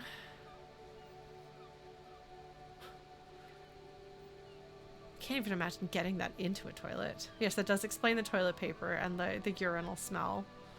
Yeah. Urinal, yes, that's correct pronunciation. Yes, Lauren will relax if we think about words. Words, bring out the rhetoric. It's soothing. I am sorry about that. Anything else, Detective? She doesn't sound like she's actually that sorry. Yeah. All right. Okay, so she may be actually able to return to work as long as I'm gone. That makes me feel a bit better, actually.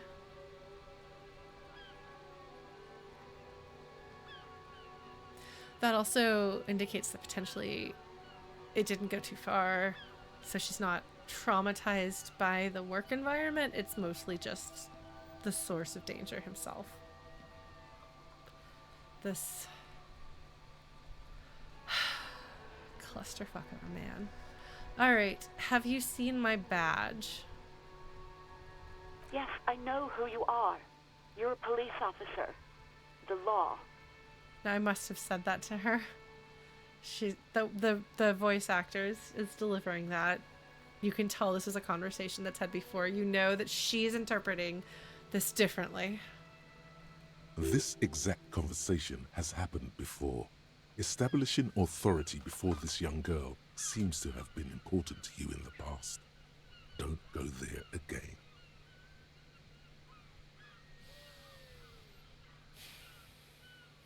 Thanks, Rhetoric.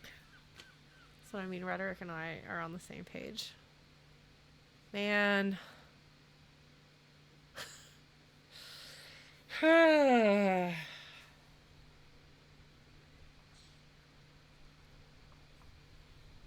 So I kind of wonder, is Rhetoric saying don't go there again, like don't provoke her again, or don't ask her about this because you're going to wind up upset? So I can ask, wait, how did you first learn I'm a police officer? Because you yelled at it drunkenly.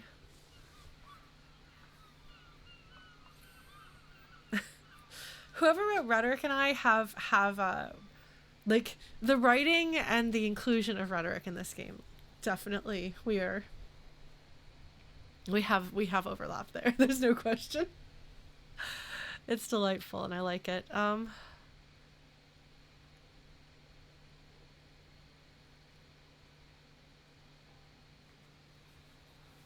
right. I imagine it was somewhat cathartic for her to throw my stuff away.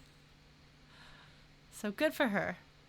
I'm glad that it wound up in the trash, and I hope that it was cathartic for her. Let's see.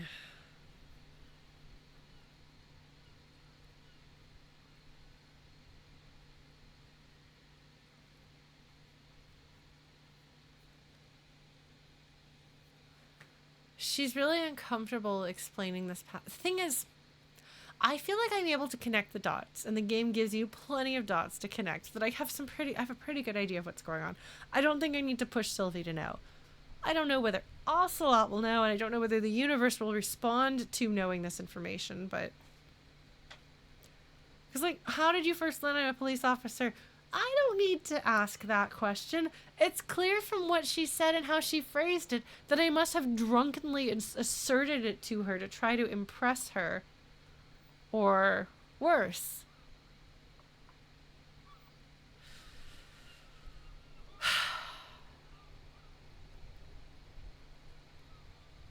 I'm going to choose not to dig into that.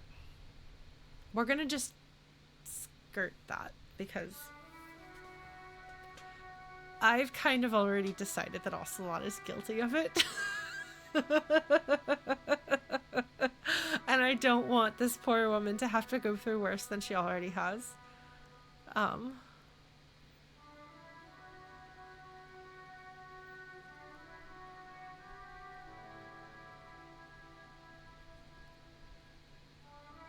Like, he's this sad, pathetic, broken man, and you feel bad for him.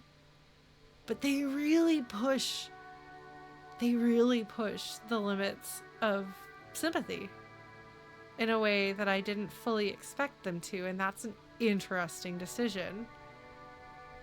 So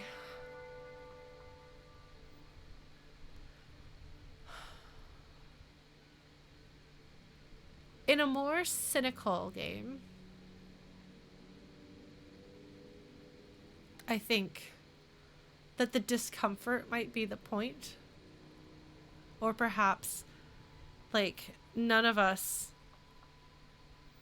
are without, none of us are without sin. But I don't think this game...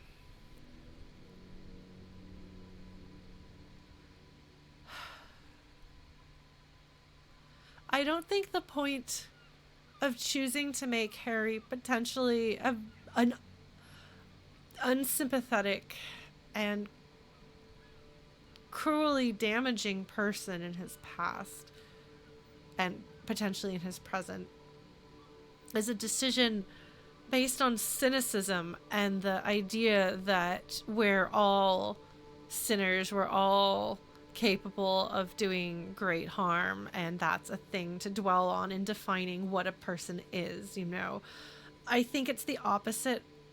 I think that what they're trying to get at here, and I'm too early in the game to really say about thematic choices and what I think they're going for with 100% confidence or anything like that. I feel like I can say with some confidence that this game does in fact have themes, and this game does in fact have messages that it wants to convey. But the decision to make your character who and what he seems to be here, I think, is more that they are trying to convey that even the worst of us can do good, and even the worst of us have a reason for being down there and can come out of it.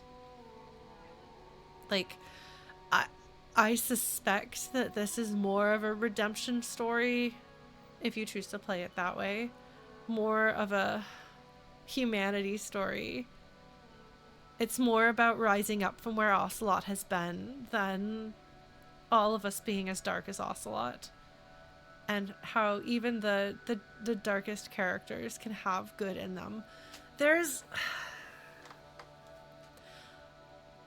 So I don't know how many of you have ever played JRPG for the PlayStation 1 called Valkyrie Profile. Incredible soundtrack. Absolutely incredible soundtrack. Gorgeous art.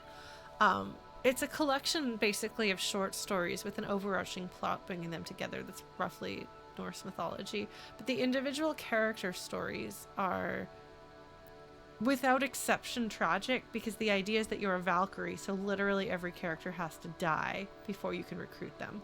And you see their backstory, and you see what leads them to death. And one of the things, unsurprisingly, I love this very much. But one of the things that I find most compelling about Valkyrie Profile is the moral complexity of some of the characters.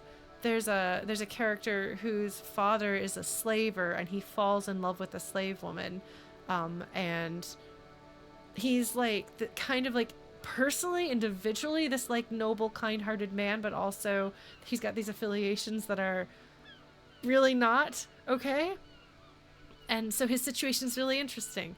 But there's a character named Bad Luck, and Bad Luck is selfish and petty and greedy and like engages in human trafficking. Like he's a like down on his luck, excuses all of his own bad behavior, like, you know, petty criminal who gets involved in bad things. And he's like, basically, the world has always screwed me over and my life's been so hard and I deserve whatever, and like I can get away with it, I can do whatever because it's the world's fault. And he's this incredibly unlikable character who gets involved with some of the tragedies in other people's lives are kind of caused in some ways by what he's done.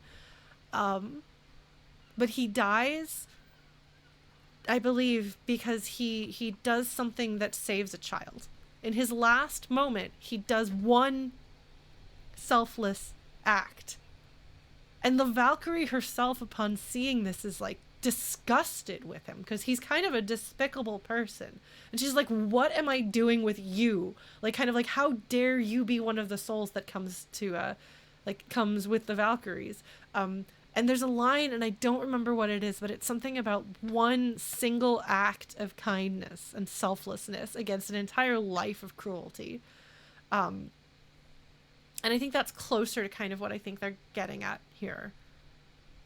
Not as black and white, over the top Norse mythology melodrama as Valkyrie Profile, with a lot more character nuance than that. And they are clearly showing us an Ocelot unsullied by the world in the card that we have from a time when he was somebody that a person could love that much. But I kind of think that that's something that they're trying to do. Anyway, I'm sorry. It's interesting. It's interesting. What I find most telling here, and this is why I'm not quite sure that I kind of need Cuno or anyone else to reassure me of what exactly Ocelot did that made Sylvie leave. all I need to know is that I believe that it is possible. Like, I would believe at this point. I'm not like, no, that would never happen. To me, it feels plausible and in character. There was a person that I knew who had people come out, who had somebody come out about him, and his basically had a Me Too story about him.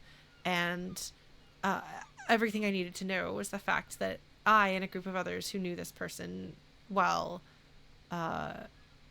were like, I can see it. He disrespects boundaries consistently. I can see it. And realizing, like, I mean, even people who seem nice, you can find out they're capable of doing a lot worse than you think. But when when somebody says this person abused me, and the people who know that person are like, oh, yeah, I can't disbelieve that. Yeah, okay, I can see that. Like, that's really, I don't know, it's a really interesting, that's something. And that's kind of the moment that I'm sitting with here with Ocelot, is that I'm like, did Ocelot try to assault this girl, or at least proposition her with a power dynamic that made it really, really more like coercion? Because I could see them putting that in his backstory. That seems like that could be something he might do. At this point, I don't have reason to believe that he would never do that. It's interesting. So, yeah. I'm gonna ask, say, my badge is missing. Have you seen it anywhere? Oh, no, I haven't, sorry. Yeah. Real policemen have uniforms too, by the way. Where's yours? Kim doesn't have a uniform, and he seems real to me. I'm gonna go with that answer. Sorry, composure. Not my uniform too. God, I should really look into that. Or I'm gonna let it slide. I don't need answers for every little thing. No, Kim doesn't have a uniform, and he seems real to me. I'm gonna go with that. Sorry, composure. He's in plain clothes, voluntarily. It's different from not knowing where your uniform is. Oh, I just assumed that there There aren't. are officers who wear the signature Perseus black uniforms to the highest ranks in the RCM and end up buried in them as well. Others do it more casually. Looks like you're one of them. Interesting.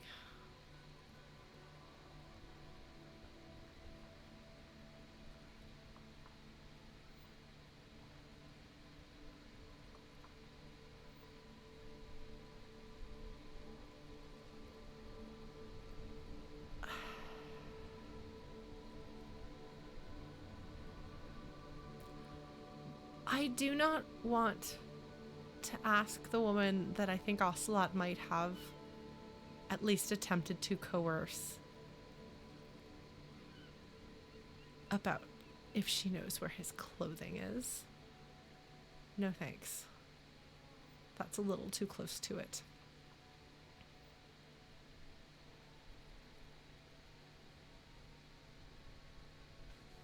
I'm going to choose not to ask that. I am going to make my own assumptions. They're not very complimentary.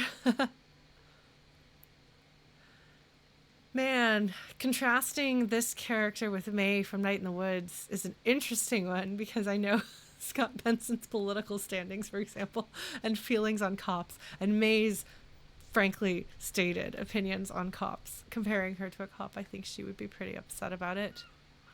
They are both fuck-ups. May wants to do better, but isn't sure she's capable of it. Ocelot only wants to do better if you choose to make him want to do better. Which I think is... I don't know. I'm going to go ahead and I'm going to end this call.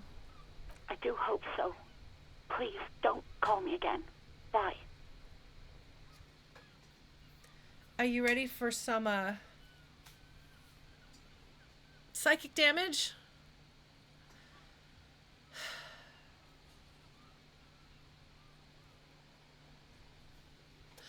No, nobody has said anything. I am connecting dots here, and I am condemning him by making assumptions that may be completely baseless. But the implications seem pretty strong. So I'm going to inflict psychic damage on my character, and see if maybe he can come away from this with some self-reflection here. I do have a lot of points in empathy in the game, no, it is true.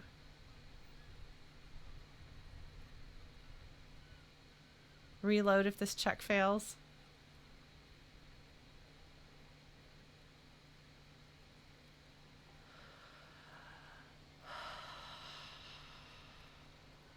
Yeah. No, I can imagine. I'm pretty sure I have some idea of what that would do. But I would have to snake eyes, I think, pretty much to fail. So cross your fingers we don't have that happen. Let's do this. Yes, you have obviously done something to upset her at the Whirling in Rags, when she was still working there. Okay, well, let's see if I have been condemning him for something that he didn't actually do. And he was not. I don't know. There's making somebody uncomfortable and being like kind of like gross and uncomfortable and kind of what we've seen from him so far. And then there's steps worse than that. So, all right. Wait, before you go, you're mad at me, right? Tell me, what did I do? I can't remember anything. I'm not mad. It's just you were so drunk and so emotional all the time, and then the skua thing happened. Just made me want to quit. Okay, well maybe he is not as bad as I was thinking. That would be interesting. All right, what skua thing? I don't know what that means. The stuffed bird, the great skua. You threw it against the wall while screaming "fuck that bird" and laughing like a maniac. I am actually less concerned about this. Okay. Okay. Like, I know that he has flown into a rage and that's not okay. But that's less personally. That's not personally targeted at her. So that's good. Okay. I think you said it had been giving you shit ever since you got there. Okay. All right. Well, that is less bad than I'd worried. Okay. Well, that's good. That makes me feel less uncomfortable to be driving this fellow around.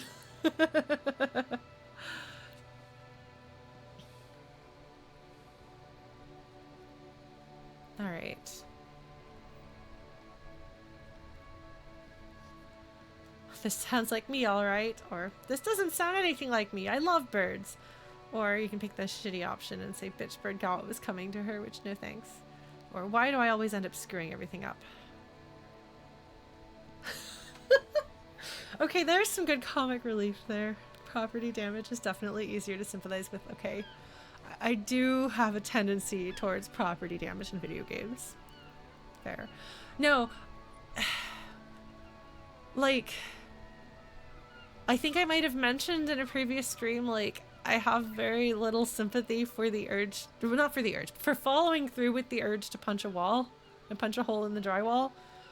I can understand if you have an urge to do a thing because you have anger, like that happens. The feeling is not, I mean, it's probably something that you should work on, but it's not something that I would like condemn you for having that feeling. It's probably there for a reason. But choosing to then like act on it and punch a hole in the drywall not something that I'm okay with, and I will never again be in a relationship with somebody who will punch a hole in the drywall when he gets frustrated. I mean,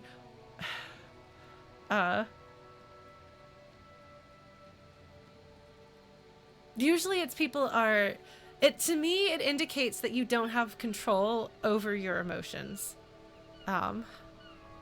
And it doesn't necessarily mean that you would hit your partner, for example, although it can. But it at least means that you have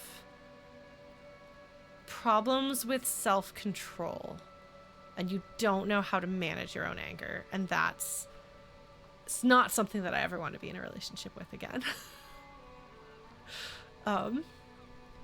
So yes, it reasonably makes a person feel unsafe, but at the same time, making somebody feel unsafe through that kind of action it's better than creepily making someone feel like you're trying to coerce them into sex or something like that. Like, that's worse. So I'll take property damage over person damage any day, I think. Okay. Sorry, Harry, I guess I misjudged you. But he can say and do some pretty damn uncomfortable options. So, you know.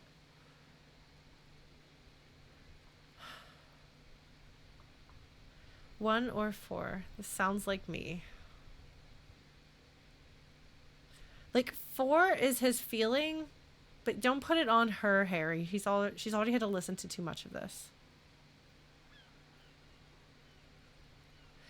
Yeah, well, like, so teenagers whose brains are still developing, who are still getting a handle on things, and who are not in control of lots of aspects of their lives.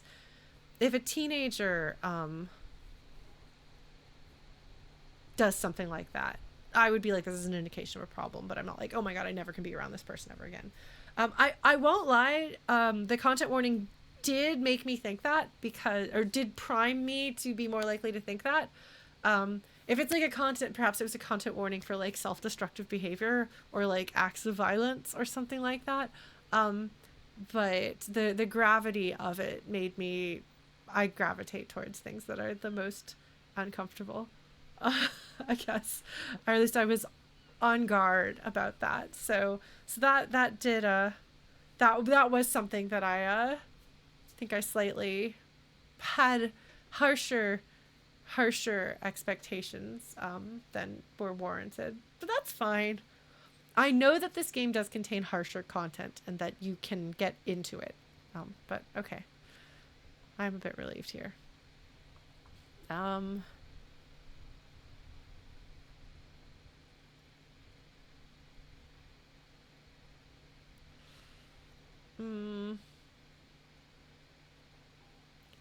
gonna say this sounds like me, all right. I don't know what his tone is there, but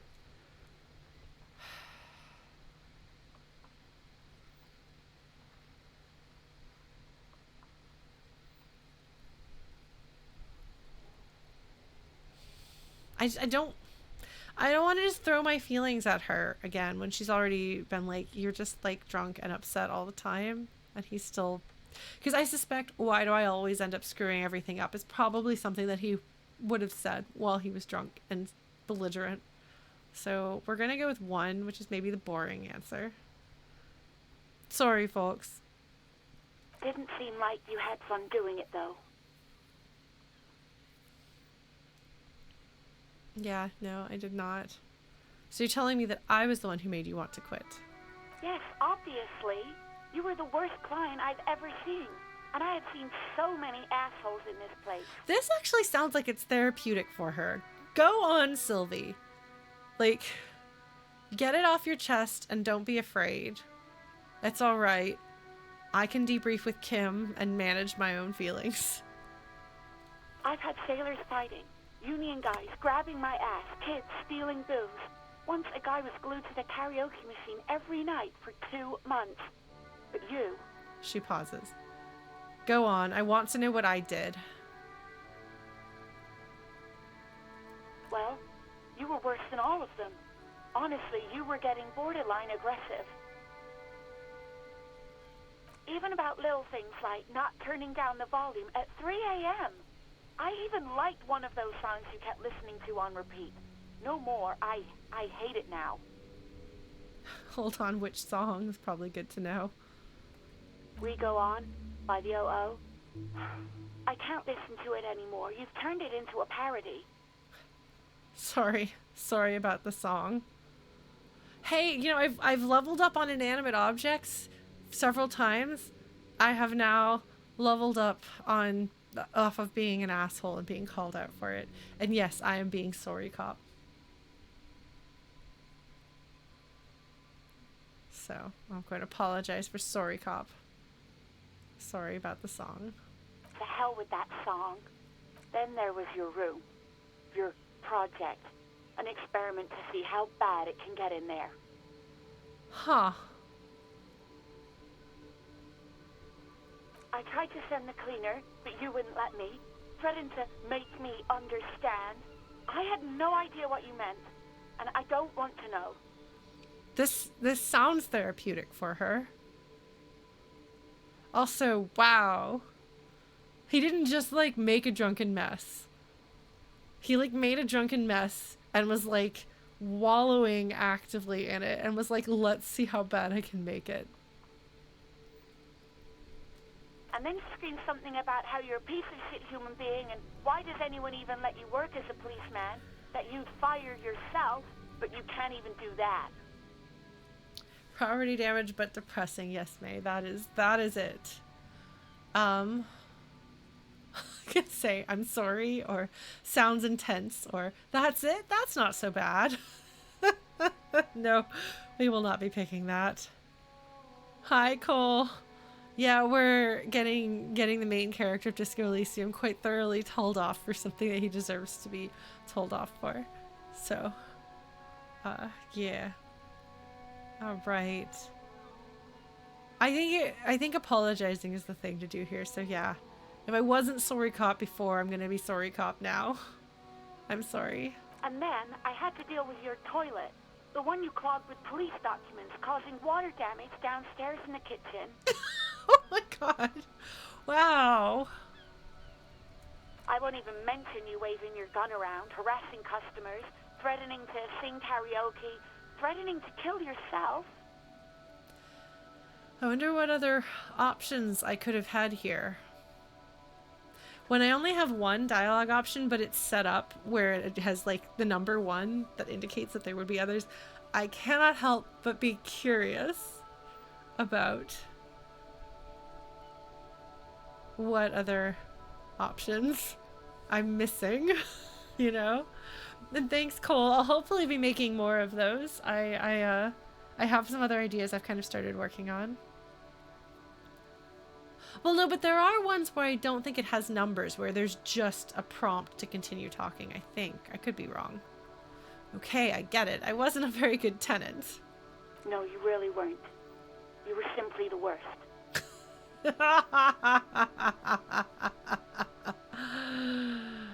Oh man. So I can either say, I'm truly sorry for everything, Sylvie, or I was trying to show you the world of tomorrow, the great panic at the end, with capital letters, or, well, you're the worst tavern wench I've ever seen, or, girl, just loosen up a little, don't you ever party? Or, I don't even know what to say. Yeah, maybe that there aren't times that there's only one answer, that it doesn't give you, like, the number thing like that. I don't know. There's usually multiple answers, so. Okay, continue prompts. Alright, well. Do they? Okay. 1 and 5 are obviously the only answers. The rest of them are funny, but I'm not picking them. I'm truly sorry for everything, Sylvie. Or, I don't even know what to say. I'm gonna apologize, and she'll be like, sorry isn't enough, but it might actually be good for her to hear it. I'm gonna apologize. I'm gonna be sorry cop. Also has a lot to apologize for, and if there's a time to stop being sorry cop, this is not it. God, I know I shouldn't have brought it up. Just try not to call me again, and let's pretend it never happened. I guess that was the wrong answer. Or maybe there was no right answer. Because maybe if I'd said I don't even know what to say. I don't know. I suspect that she would have been mad no matter what I said. But I hope that it would be good for her to have heard an apology. But not won't believe it, but still. I'm not going to ask about the music. I'm going to say, right, thank you for talking with me. Take care. And I'm going to end the conversation. You hear a sigh of relief on the other end of the radio. Wordless, the call breaks. Then, the already familiar voice. Anything else I can help you with, officer? I'm done with the radio for now. 57, over and out. In the cabin, you see a set. Well, that was good. Charming. Excellent. Could have been worse. Oh, I can level things up. I can put more points in empathy if I want to. I like my psyche points. I'm alright with them. Yeah, we're still some time away from the 8 p.m. Okay.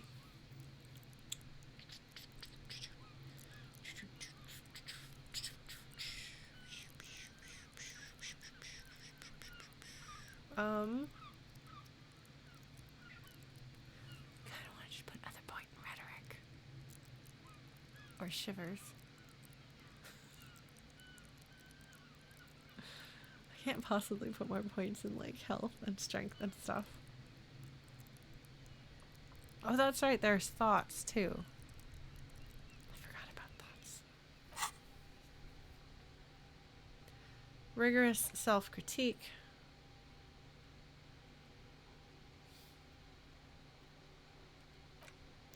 White morning.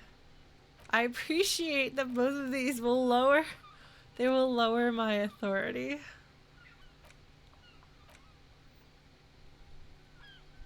"15th Indo tribe." Like, I'm really curious about this.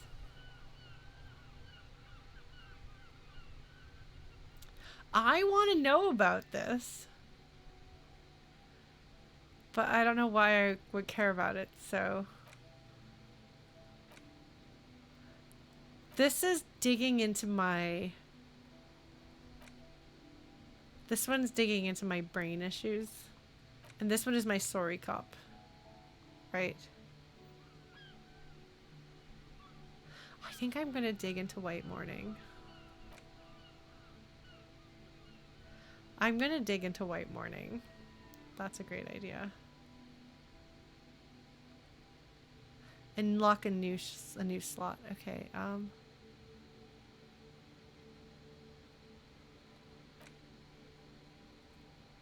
yes. Alright, we're going to internalize this.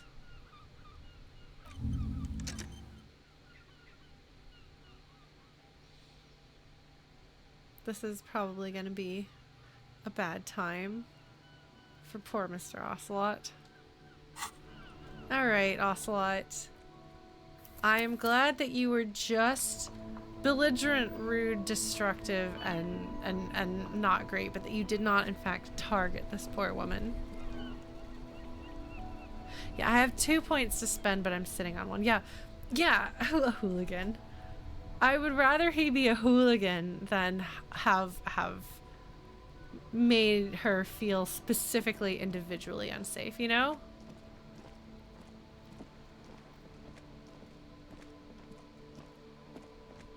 Like, there's degrees of badness. Speaking of badness, I can ask Cuno about the boots.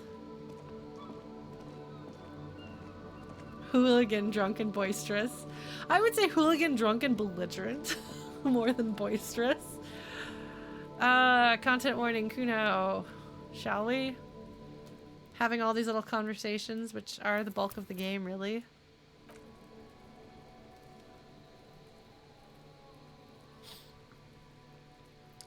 It's funny, I feel like I'm gonna get a bunch of comments on YouTube calling me out for thinking that Harry might have done something worse, but I think it says something about the dialogue options that I have not chosen, that I would believe that is a risk.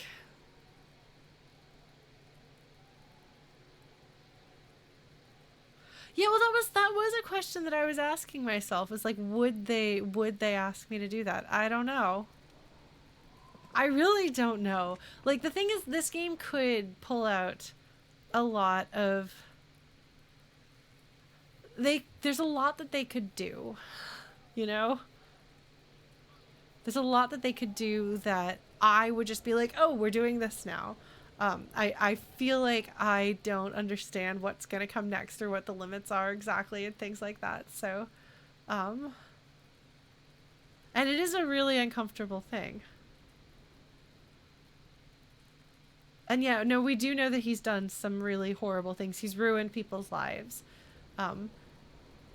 with party eyes. And we know that he's run around here with party eyes. And I'm pretty sure you have some really skeezy options that could make people very uncomfortable as you're talking. So, yeah.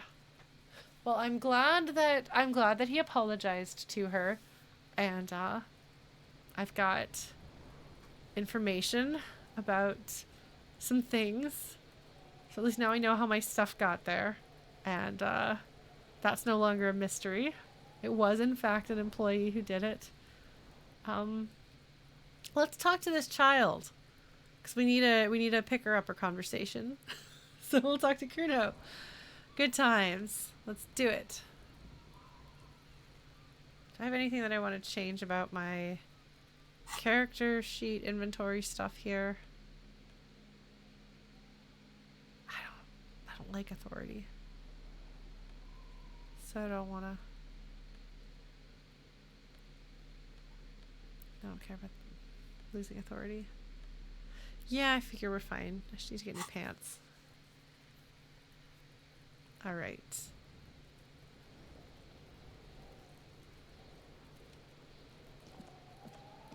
Fuck, does Cuno care? He doesn't care. Talk to Manana about the armor. Hold on, I'm gonna say, Cuno, I found your shack. Point to the shack. Yeah, did you fuck in there? I don't know.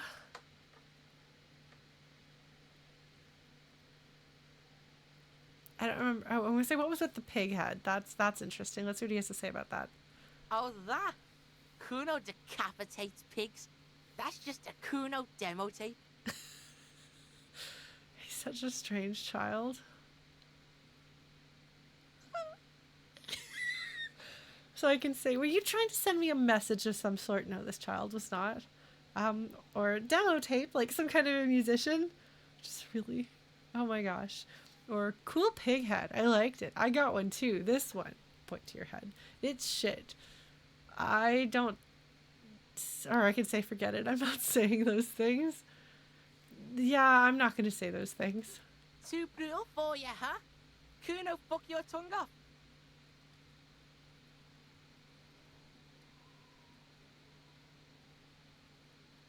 I don't know. Cuno is like so very outside of my frame of reference in a lot of ways that I'm just like, I have no idea what's going to happen, you know?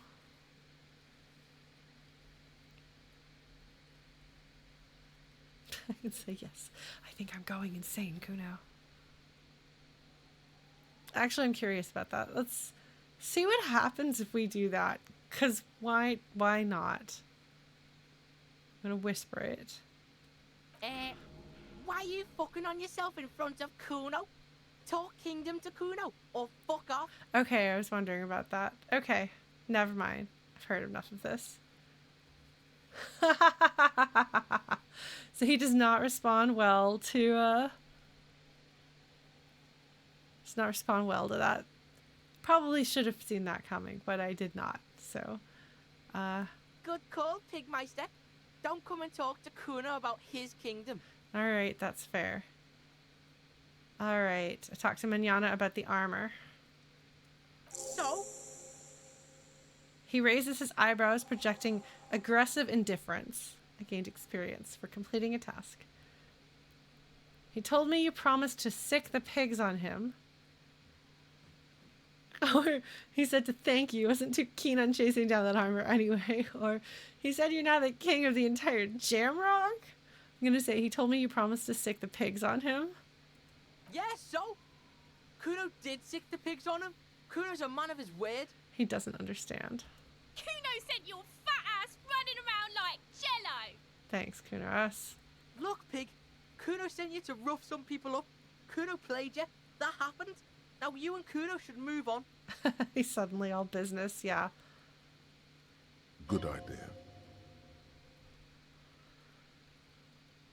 Yes, let's move on. Yeah, that's what Cuno said. Don't be saying what Cuno said back to Cuno. Get the fuck out of here, Patterson Cuno.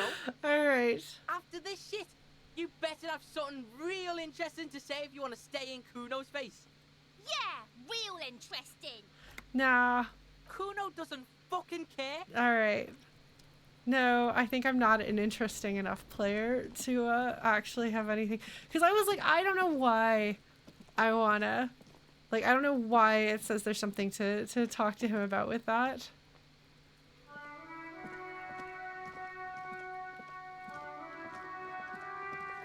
I guess if you wanna, like, stir things up with a child, but I'm not really interested in developing a vendetta against a child. Like, that seems like a bad use of my time. So. Alright, there's the racist.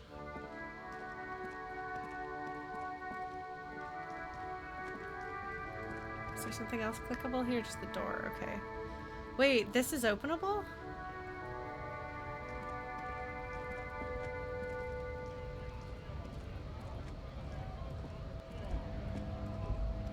God, it sounds so ominous out here.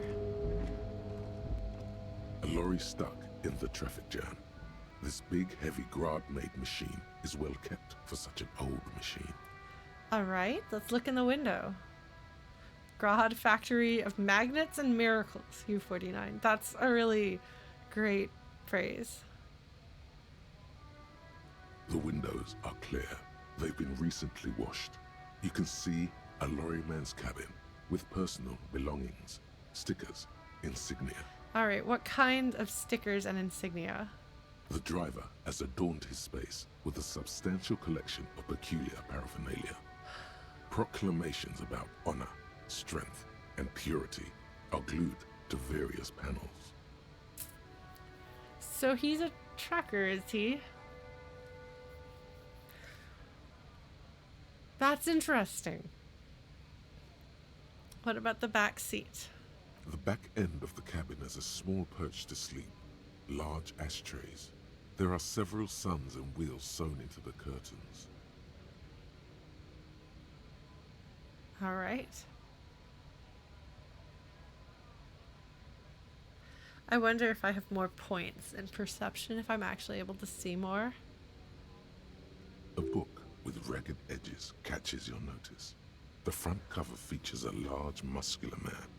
The title reads, Man from Eamdal in the Lost City of the Pygmies. Oh my god. Okay. He's reading Conan. Amazing. Good job. Racist nationalist paraphernalia. Not unusual in this part of town. This is our guy. The lieutenant nods towards the racist lorry driver. Oh, I was thinking that it might be, well, what do I know? You think this lorry belongs to our tough guy? Likely, yes. This guy's proud of who he is. Drapes it all over his machine. Okay. Alright. Let us leave. That's interesting.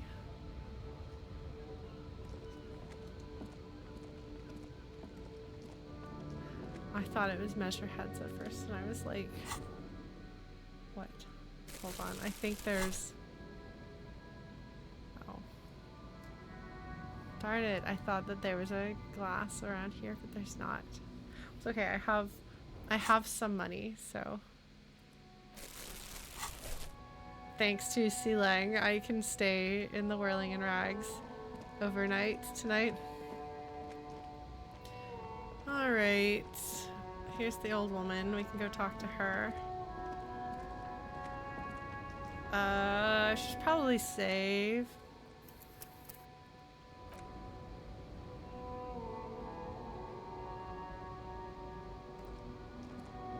My highly experimental human investment.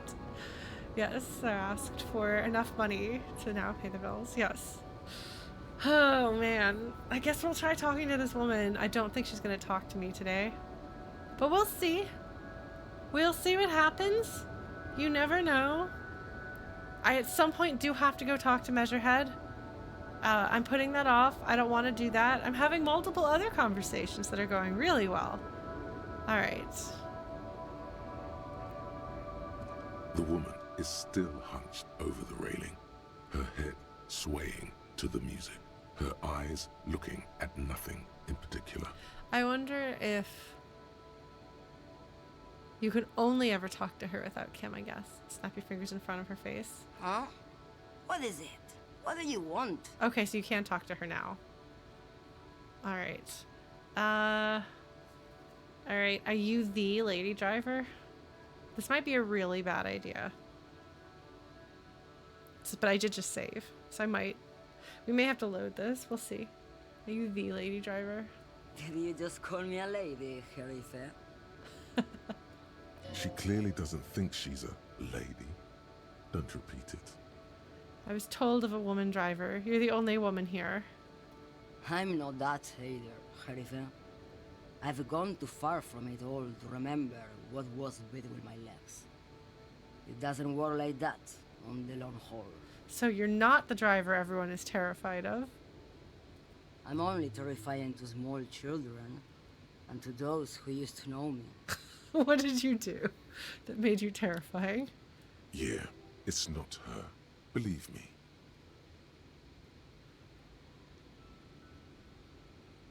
Alright, drama. I don't know if I 100% believe you, but why are you scary to the people who used to know you? Let's find out.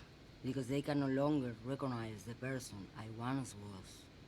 Oh, okay, yeah. You said long haul. That's... The big ones, the trucks. There's no women and men there. It's all just... She hums along as if to a track on repeat. In the middle of this town, there's a ghostly motorway. It takes all the people where they want to stay. In the background, a quiet song seeps from her cabin into the air. You don't hear any vocals. She does seem like she drives Route Zero. No, that is fair, Chrono. That is a fair comparison here. Then who is the female driver I was told of? How should I know? Do I look like I spend a lot of time with the other communers sniffing around when I have my movies to go to? That's right, her movies that are all in her head. That's all I needed to know, thanks. Oh, Sim. The woman stares at you, her mind elsewhere now on other matters. Something in her is pulling towards some unknown rest state. She twitches, like a sleep kick. Okay, thank you for now. Alright, well that did not go especially far. I might be... Okay, so there's two things I can do, and I think they're both too big to do at this point. One of them is asking Measurehead to please move body. And the other is talking to Everart's goons in the Whirling in Rags. Alright. I want to talk to this guy again, actually. Saving a lot. They're just gonna have to deal with me saving a lot. Just see if he's got any more dialogue options today. Right to work! Right to work! Shame on you! I love that it says the ostensible leader of the strikebreakers chants furiously. I love it. I'm gonna leave now. Okay. I guess we could go through another clipboard. We've got a few more... Oh, no, not the racist guy. I think I thought he was selling magazines and I didn't want to buy one, so I didn't. All right. Yeah, I guess I can go through my book. Okay, that would be items. Where is it? Oh, I have it equipped. Okay, I have to de-equip it. Oops, that's the wrong button. Interact. The ledger of failure and hatred.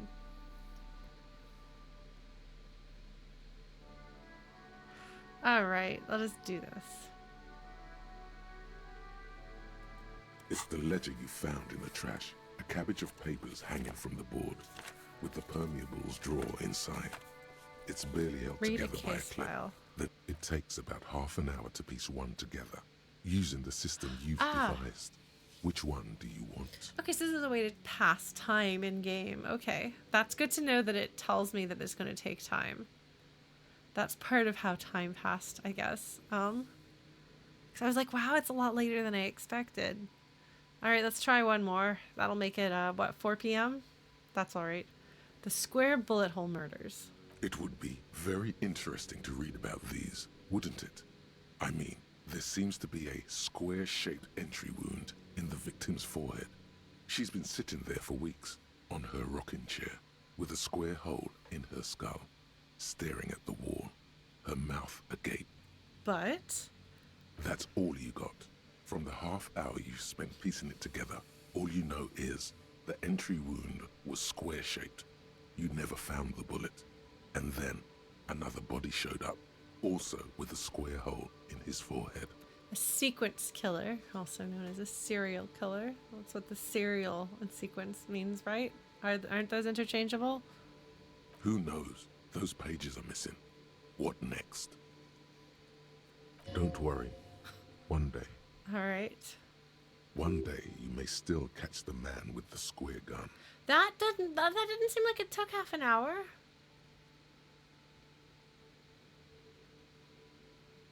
With the square gun. The couch and an unexpected location.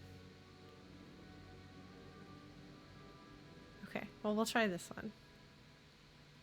Some assholes brought their couch outside and hung out on it. In the middle of the street, on the roof, on the hillside by the motorway. You know, at an unexpected location. They were young, and they thought they looked cool on it. I can say they actually look like assholes. Or they looked really cool, like models. Or they looked really cool, like a rock band. I'm gonna go with the rock band option. Yes, as you said here, insufferable rock and roll assholes. Young people are the worst. So anyway, you got a complaint about the damn sofa, or couch, or whatever it was. They were leaving it out in all these unexpected and whimsical locations. They took it to where they also took photos of themselves on it, and smoked cigarettes, and drank coffee because they felt it's intellectual. That's hilarious and adorable. Like, there's just something about the way that, like, teenagers and college students can take themselves very seriously in this way. Cigarette butts, coffee cups, stupid couch. You had to clean it all up, and you did. So congratulations to you. Case solved. Did I ever catch those guys? No, you didn't have time for that. These notes show that you have what is called a real goddamn job. You don't have time to be chasing down the couch assholes. You have a real job to do. What next?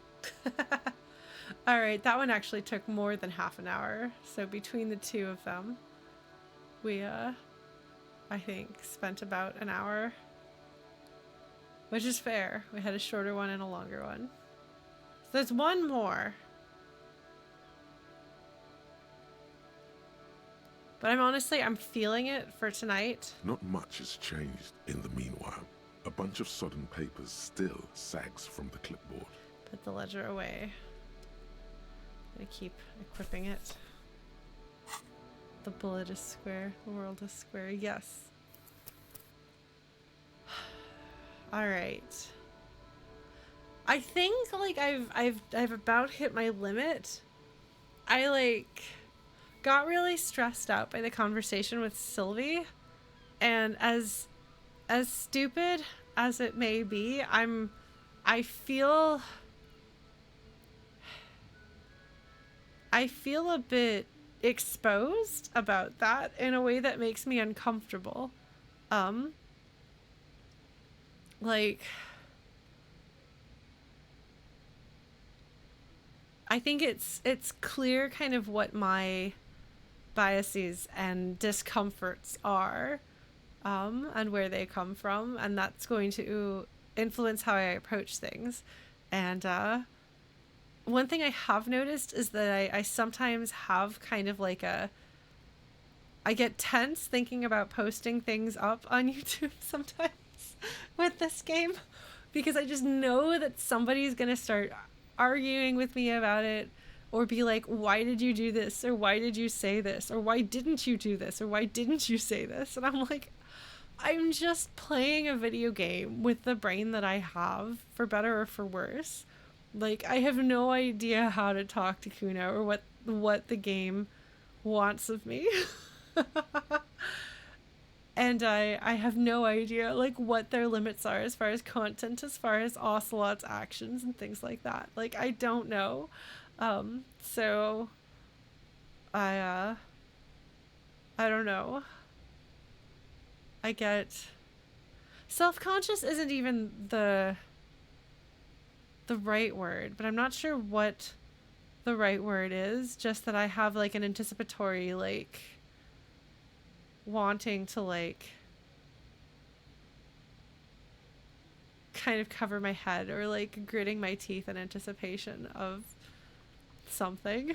I don't know.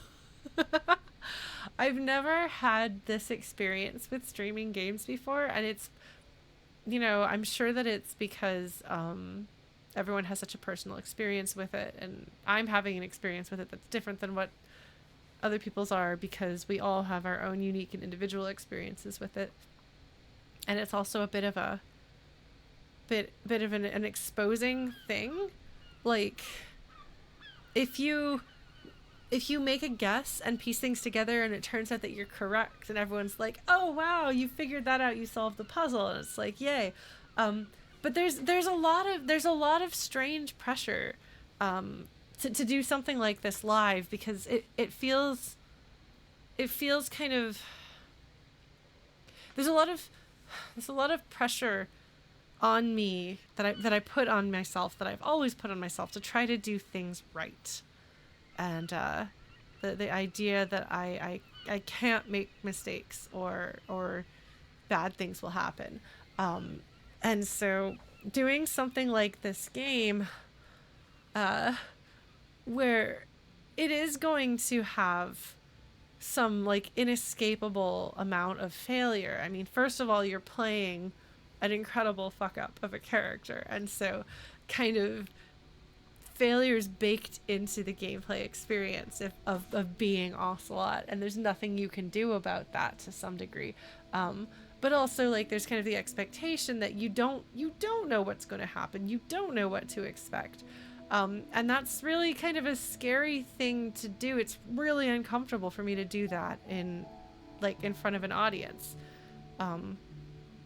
'Cause, like, I think if this game were, you know, more personally, emotionally comfortable for me, which doesn't mean like a soft, fuzzy, feel-good story all the time, but if it felt more like something that if it felt a bit more like home, then maybe the degree of risk of failure, of saying something dumb or whatever, like, maybe wouldn't bother me as much. Or if there was like less inherent failure, maybe if I talked less and exposed less of myself, and just like clicked on things and sometimes talked a little bit about like, oh, should I choose this or that? Oh, that was interesting. Anyway, maybe I would feel less vulnerable or exposed. But I feel as stressed and tense having to make dialogue choices in this game as I did having to fight new monsters in new areas in Dark Souls, when I'd never played a game like Dark Souls before. I remember having like repeatedly these moments where I would think to myself, oh God, why am I doing this? And why am I doing this on stream? I just want to give up. Like it's hard, and it's not just that it's hard, but there's like an almost physical discomfort. And I don't know if this is something that other people feel playing hard games, because Disco Elysium feels like in its own way it's a hard game. It's just that the situations are different, because it feels like every conversation seems like it's laced with with booby traps to me. Like that's part of why I because people have asked sometimes, why are you so hesitant to take risks in conversations in this game? Well, it's because dialogue is dangerous. And making people angry with you by saying something and not having the knowledge to feel safe and secure in your situation, at least, is scary in real life, and that carries over in playing video games. But I have this like visceral discomfort sometimes that makes me wonder, oh God, why am I doing this? Why am I doing this to myself? And I'm pushing through, and I'm gonna keep pushing through, because obviously I'm getting something out of this game. But it's I'm not gonna lie, it's been a really kind of a weird and uncomfortable experience on multiple levels.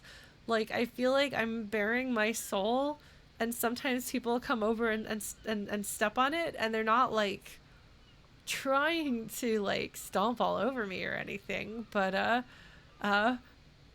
it does sometimes feel that there's footsteps on, regardless of whether they're meant to be hurtful or not. And I don't know, maybe if I could just not care, it would be fine, but I have not yet been able to figure out how to summon not caring in myself in any area of my life, really. For better or for worse. Yeah, I guess not caring about things, even not caring about whether I say something dumb and people tell me that they think it was dumb to say that. This is all part of what goes into the sensitivity of a Lauren. So, yeah. I don't know. I feel a little, like... I feel a little unsure about myself and streaming this game. Oh man. I aspire to be emotionally secure enough to not be thrown off by the pressures of this game. But I'm not quite there yet. So anyway, yeah.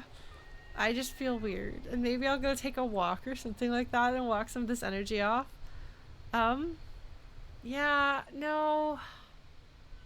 It's weird. I'm sorry, and I don't mean to like complain, because honestly most people are really lovely and just want to have conversations, but sometimes it's a hard thing to have conversations about, because sometimes we're just talking about a video game, and sometimes we're like talking about, you know, my personal ethical belief system, which is a much harder and less comfortable conversation to have with strangers on the internet. I don't know. But I'm gonna overthink things. That's what I'm gonna do. It's always what I'm gonna do, and you can count on me for it. Anyway, yeah. This is a video game, folks. And it's a good one, and it's very well written. But, it is a lot. I'm gonna go. Sophie is on the floor, curled up on her rainbow catnip toy. And it does have really nice music, yes. And I would absolutely try to do a little a cappella arrangement of at least the intro of the whatever the song is called. But I'm afraid of looking up the song as a reference, because I'm afraid of spoilers. Well, thank you all for being here. Thank you for everyone who's been following along all along.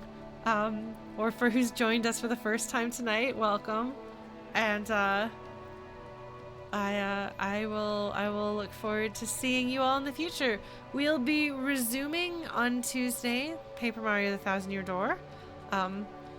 Getting on in chapters on that, actually. We're making some progress. I might have to start thinking about what to play next on Tuesdays.